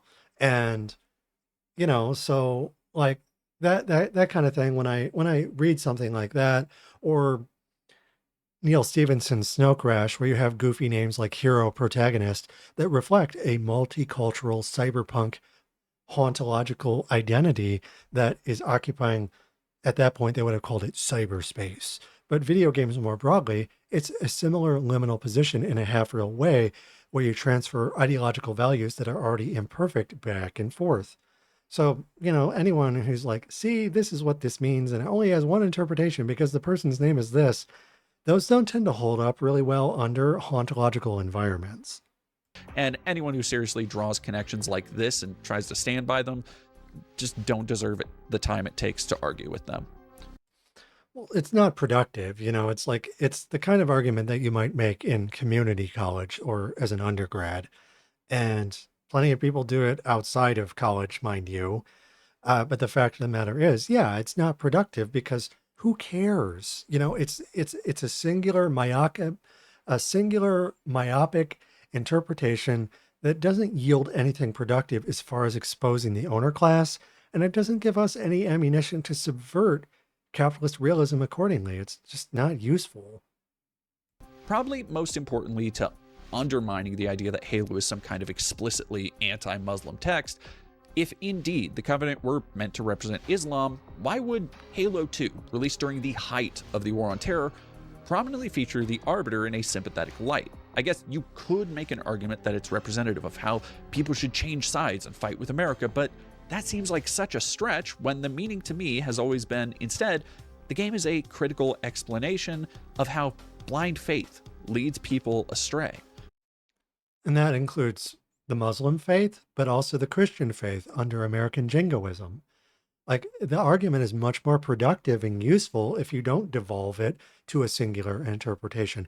Halo combat evolved, Halo interpretation evolved. If you reduce it to just one specific thing, suddenly you have this widespread thing that you can never be rid of, like the pink shit from the Cat in the Hat that is just everywhere, but you can't do anything with it. But what if you could? What if you could evolve the argument in ways that were productive, conducive to reversing objection? That would be super useful, right? How do you do that? By expressing any Muslim coded elements, potentially, or any alien coded elements as being humanized, finding ways not to say Muslims bad, but Muslims and other oppressed groups good within the same larger dialogue shared by American jingoists. You're breaking the monopoly.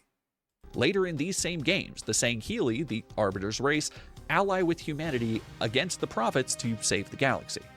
The same deconstructions can be applied to the ideas of militarization and futurism. You can absolutely say that Halo appeals to right-wing reactionaries by presenting this lone hero power fantasy against alien invaders, but Well, and furthermore, those kinds of fantasies are useful in ways that are therapeutic. Ludogothic BDSM. Help, help, I'm under attack by a bunch of scary aliens from outer space. Are they going to give me an anal probe? Like, you could take something like that and have fun with it. It doesn't just have to be a tool for profit and the exploitation of the world through war waged by the bourgeoisie.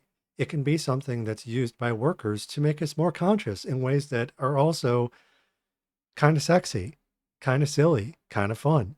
My PhD is all about that kind of shit. doing that ignores the problem so many of those same reactionaries would have with the world of Halo itself. The fact that women, for example, have positions of power. There are women Spartans that are shown as capable as male Spartans. It's kind of a low bar and a ruse, right?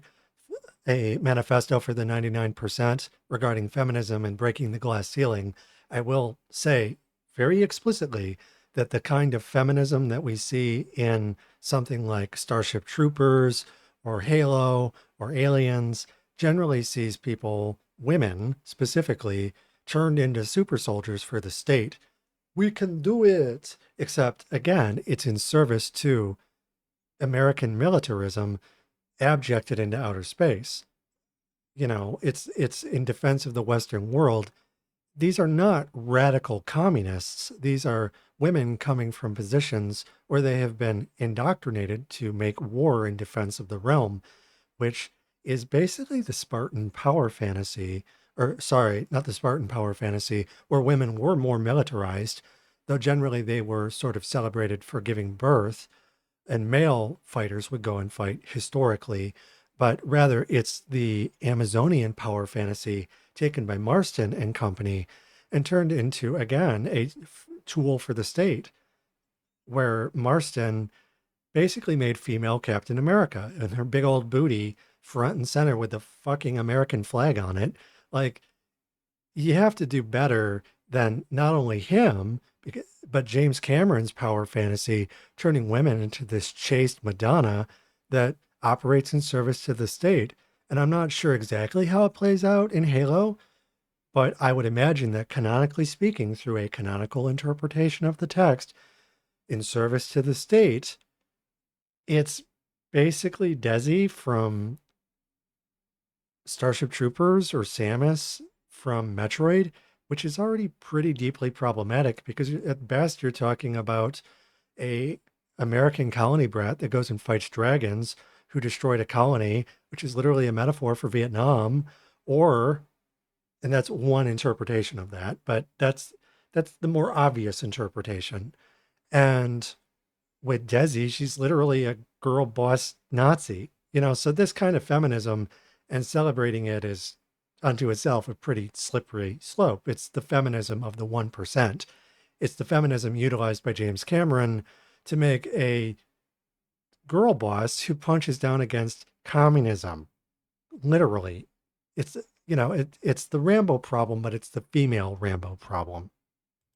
The UNSC is a global coalition, a hyper-militarized form of Star Trek's Federation that can also be interpreted to represent the progress humanity can make when united in common cause. Progress being a code word used by Cartesian thinkers under Enlightenment thought to chatelize nature. Look at all this progress. Read Howard Zinn's A People's History of America. Genocide versus indigenous populations is generally described as progress. And you have various thinkers around the same time that would say history is the memory of nations, that progress is allowed to quantify through these types of concessions. And Amazons in particular, careful, this is my bailiwick, and I specialize in Amazons. And Amazons are classically used way after ancient Athens in a hauntological way in service to Western liberalism in ways that do nothing but continue progress or further progress by also furthering abjection. There are so many women that go overseas and kill brown people in real life. You see the exact things. Oh, it's the space pirates. Well, are the pirates the Radcliffean banditti? Or are they the enemies of the state that more often than not are indigenous people, brown people, queer people?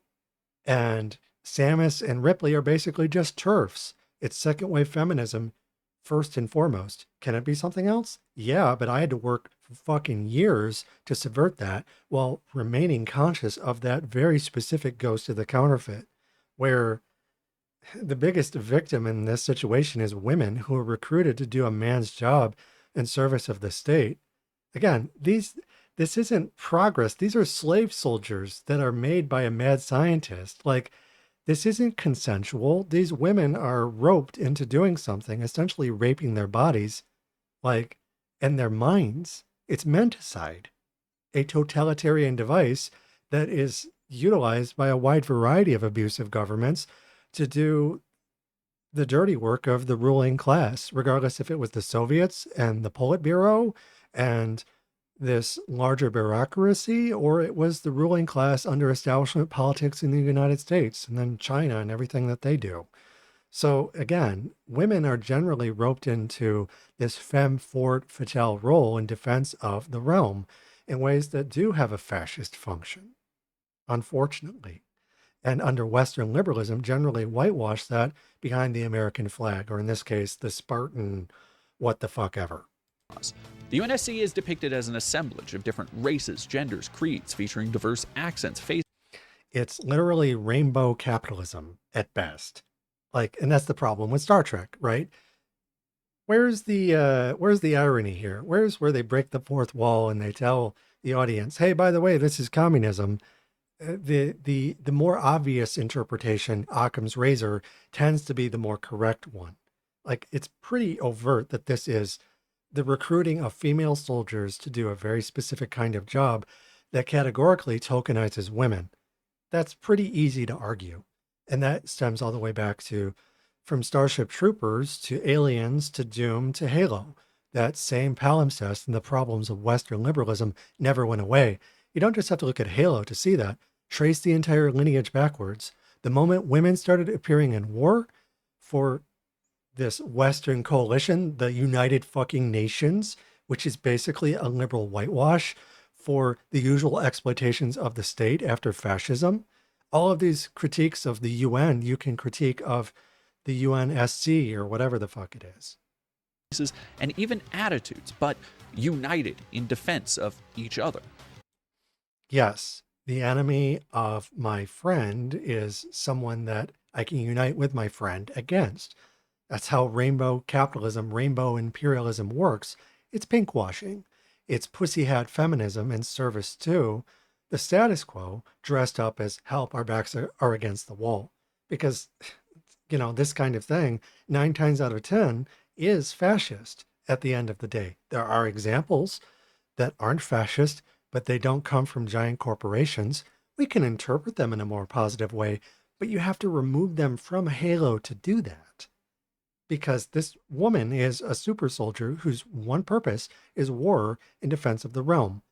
She's a product of scientific abuse. There's no way that can end well unless you remove her like the Terminator and reprogram her. Does Halo do that? If not, then it's less progressive than Terminator 2, which is already not the most progressive story to begin with. It has its moments, trust me. But at the end of the day, John Connor at the end of Terminator 2 joins Congress, you know? So it's like not the most progressive story by any stretch. And James Cameron's Amazon Amachia is pretty flawed to begin with, from Aliens to Terminator before and after it. Yet the structure of the UNSC is also not depicted as wholly good or morally pure. There's the stuff with Halsey, but also the backstory that before the Covenant struck at them, the UNSC was warring with settlers and breakaway colonies on the space frontier. Exactly. So at the end of the day, they were space cops. All cops are bad. This world isn't all about gung-ho militarism, but neither is it entirely satirical or deconstructive. Of course not. It's a canonical work written by a billion-dollar company. Like at the time that this was made, Apple was already a billion-dollar company competing with another billion-dollar company at the so-called end of history.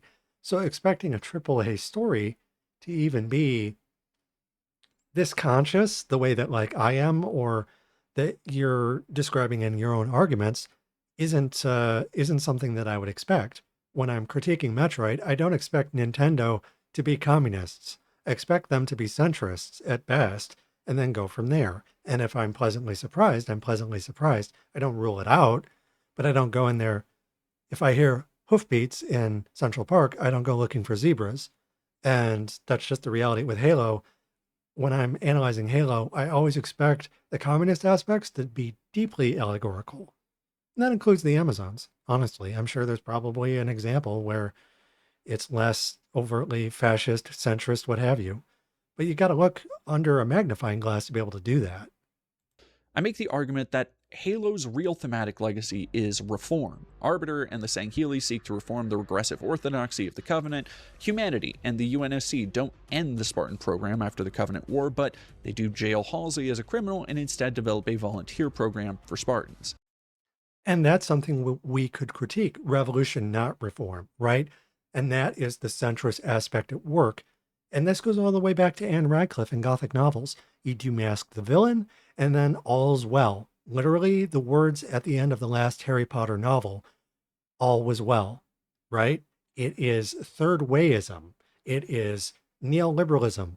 It is not something that I would want to encourage.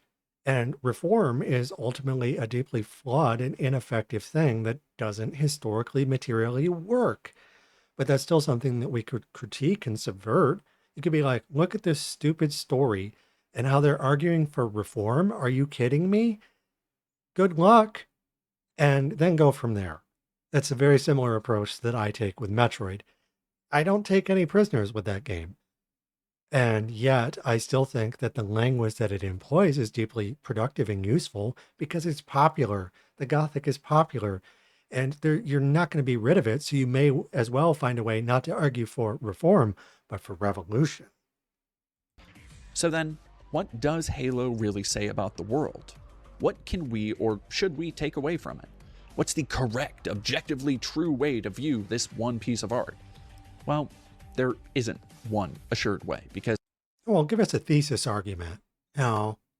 Halo is a product of the culture that created it, with all its influences, including satirical ones like Verhoeven's Starship Troopers and 40K, with all its diverse writers, including queer people and then dorks like Martin O'Donnell.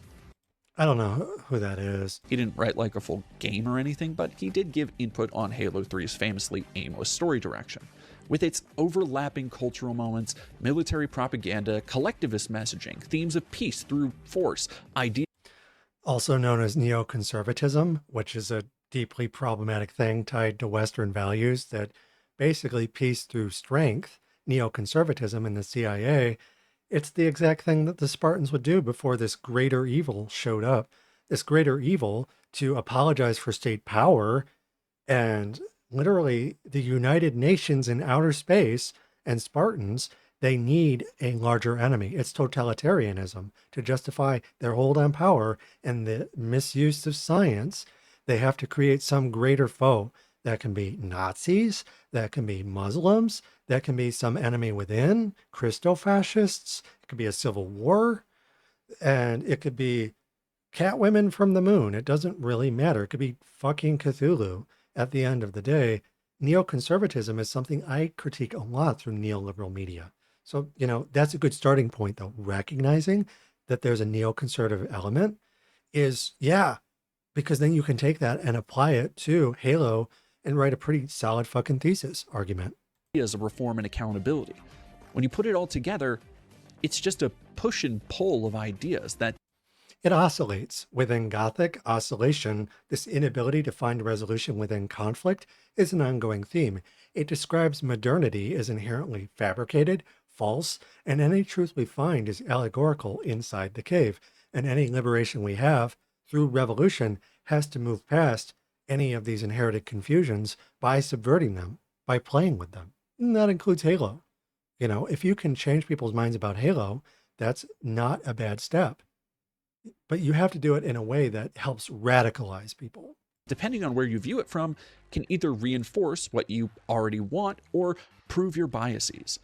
Halo isn't inherently right-wing or left-wing. Like I said, it's a product of the culture that created it. I would argue that if it's not inherently right-wing or left-wing, it's centrist. It's incoherent. Remember what I said at the start? Centrist, right? Well, if you have an ideology that doesn't stand for anything, chances are it's centrist. And with something like Halo, which lacks the ability to push people immediately into a more radical direction, that's how centrism works. And it's often rooted in neoconservative language that has rainbow imperialism. So that would be my thesis argument right off the bat at first blush. It's not reactionary, at least not overtly and in totality, but rather it's deeply centrist in ways that through a lack of a coherent ideology, liberals, ultras, whatever the fuck you want to call them, through neoliberalism and a freeing of the market and endless war, gotta have another Halo game, right? Through that incoherent ideology, you have a continuation of capitalist realism on its face because there isn't really a lot of subversion that's happening canonically, just out of the box. It's something that the audience has to work with. That doesn't mean we can't do something with it. You can like Halo if you want. Gamergate style is both possible to enjoy something and critique its pernicious aspects. And the most pernicious aspects of Halo aren't that it's full of space Nazis, not at first glance anyways, but rather that it's deeply incoherent. That's how centrism works. That's how neoliberalism works in defense of the one thing that matters, which is the free world of Earth, of the kingdom, of the market, first and foremost. And everything else is just like, well, whatever they need it to be. That's the camouflage that I was talking about in regards to the bourgeoisie. With any critique, using Marxist theory, I'm an ANCOM, so I don't believe in state models, where we organize power in a decentralized, horizontal form using sex work, Amazons or otherwise, in defense of indigenous peoples through pre-capitalist language, pushing towards post-scarcity by chasing numinous forces, halos or otherwise, guns or otherwise. You have to, what is the function of the argument? And what is the primary function of Halo, if not kind of leaving people sort of like, well, it doesn't really mean anything. And it's like, well, then you have to either make it mean something and then use it in a subversive way. And if you have trouble with that, point it out.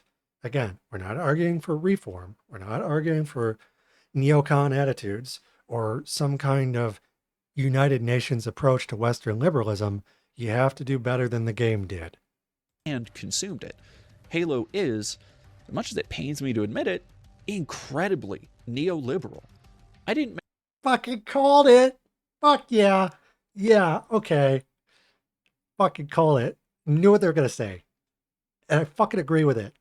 make this video to just dunk on people arguing with me online, and I do hope nobody goes and harasses the people mentioned here. I mean that sincerely, because I'm grateful for the argument. I've been thinking this over for a few days, and not only did it give me the time to put into words something I had failed to properly convey years ago, but it's given me a valuable look into how we can avoid letting these conversations around culture and art slip through the cracks, resigned to either being for something or against it.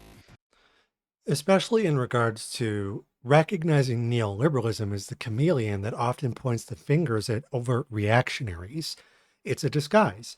So the real enemy are those that through third wayism, through neoliberalism more broadly, let the enemy in to kill all the fucking communists. So it's the people who sell out are the ones you really have to worry about, who say that they're your friends. The white moderates for MLK and all those so-called progressive allies that sold us down the river time and time again as queer people were just faggots to them. And that's been true since the 1980s, before that point, obviously, but since the 80s and the AIDS plague into what's happening now with trans people. The people that betray us aren't like the overt, like class traitors, fascists, but the ones who say they're our friends and then stab us in the back. And that's generally how neoliberals operate. So being able to recognize that with something like this, super fucking important. Absolutely.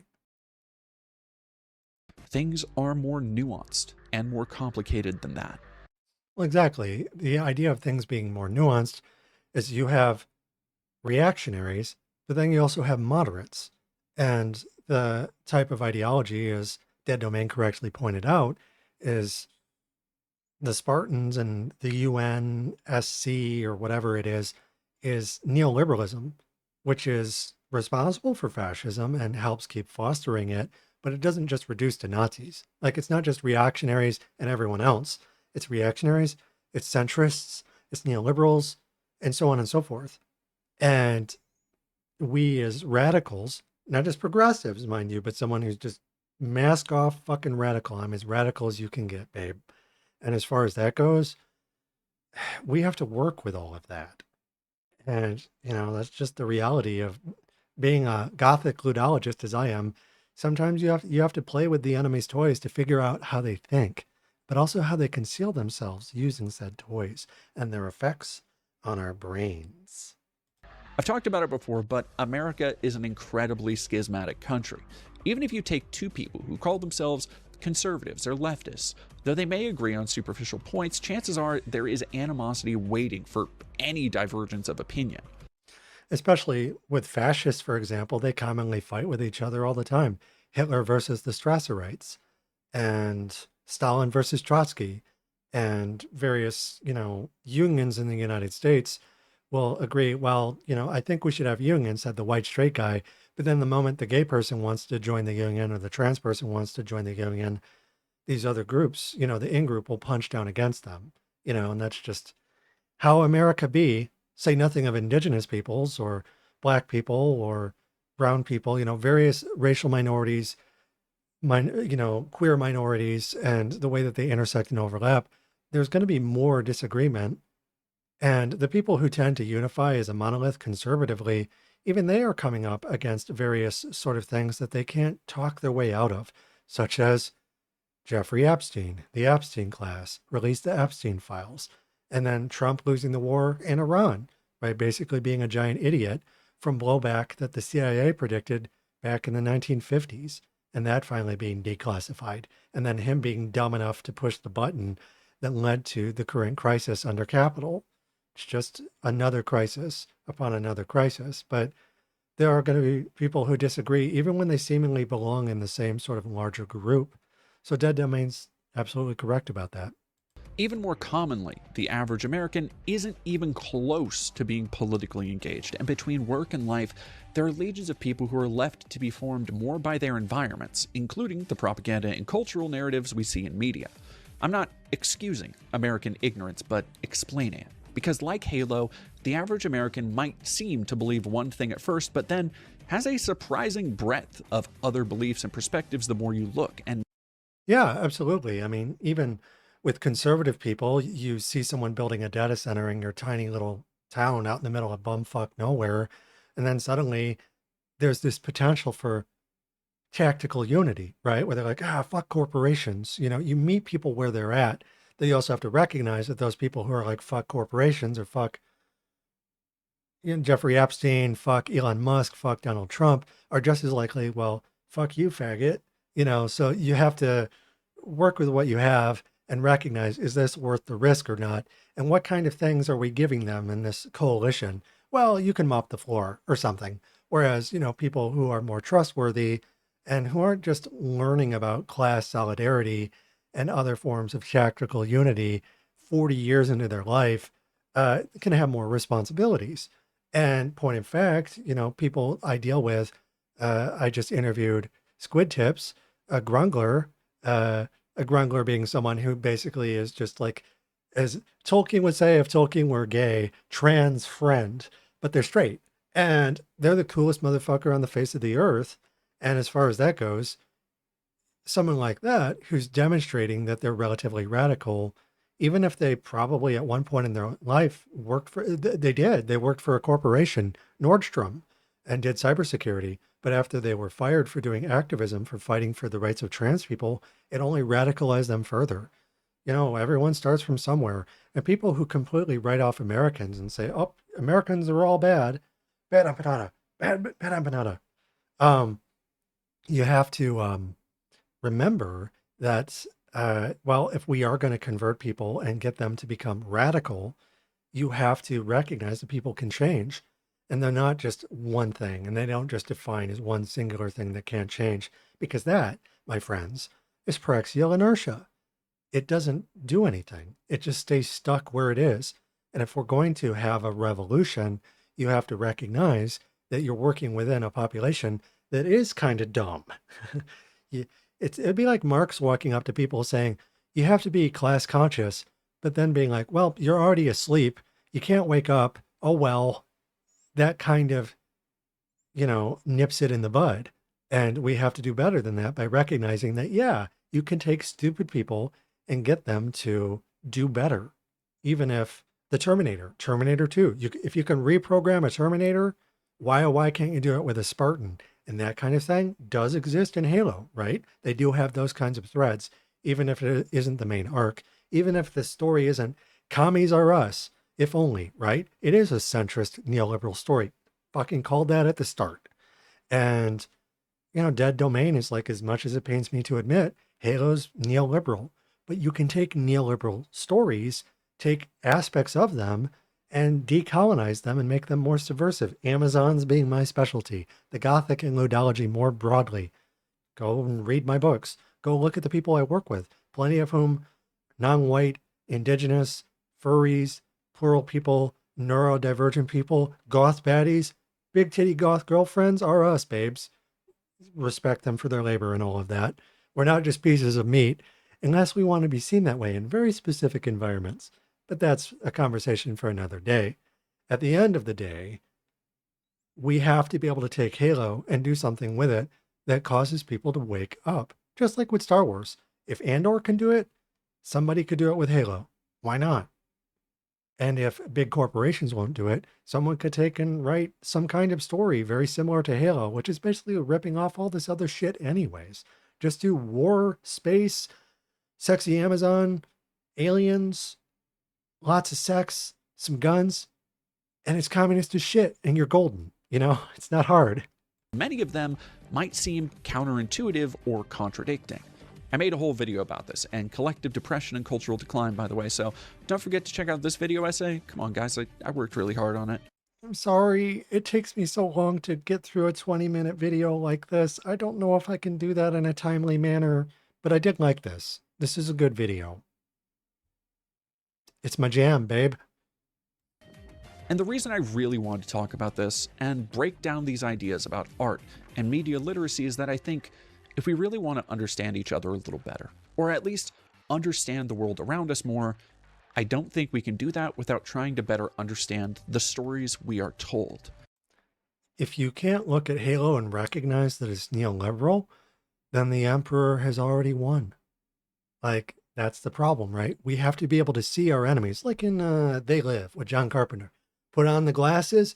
Oh shit, yuppies. The same idea here. You have to be able to look at the world around you, which is mostly media, and see through the illusion in ways that wake people up. Even if those stories are sometimes military sci-fi propaganda aimed at teenagers. Yeah, absolutely. So great video.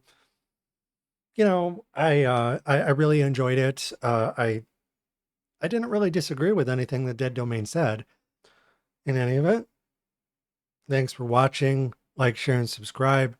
I'll have support links in the description below. If you want to, you can share the video, leave a comment, but you can also support me on Patreon or elsewhere. Still working out the content that I want to make as far as all of that goes, but I'm taking steps towards it. This microphone in particular, figuring out how it works, trying to up the quality of what I'm doing in ways that allow for natural lighting part of the time, better sounding voice. Maybe I can have costumes and things. And making this kind of content myself in ways that strive to be as radical as I can in regards to the same kind of media that Dead Domain is talking about. So if you want to support me and the work that I do, $1 a month makes a world of difference, but otherwise just sharing it helps too. And until next time, thanks for watching. Happy Pride. If you like Halo, I don't hate you. And stay safe out there.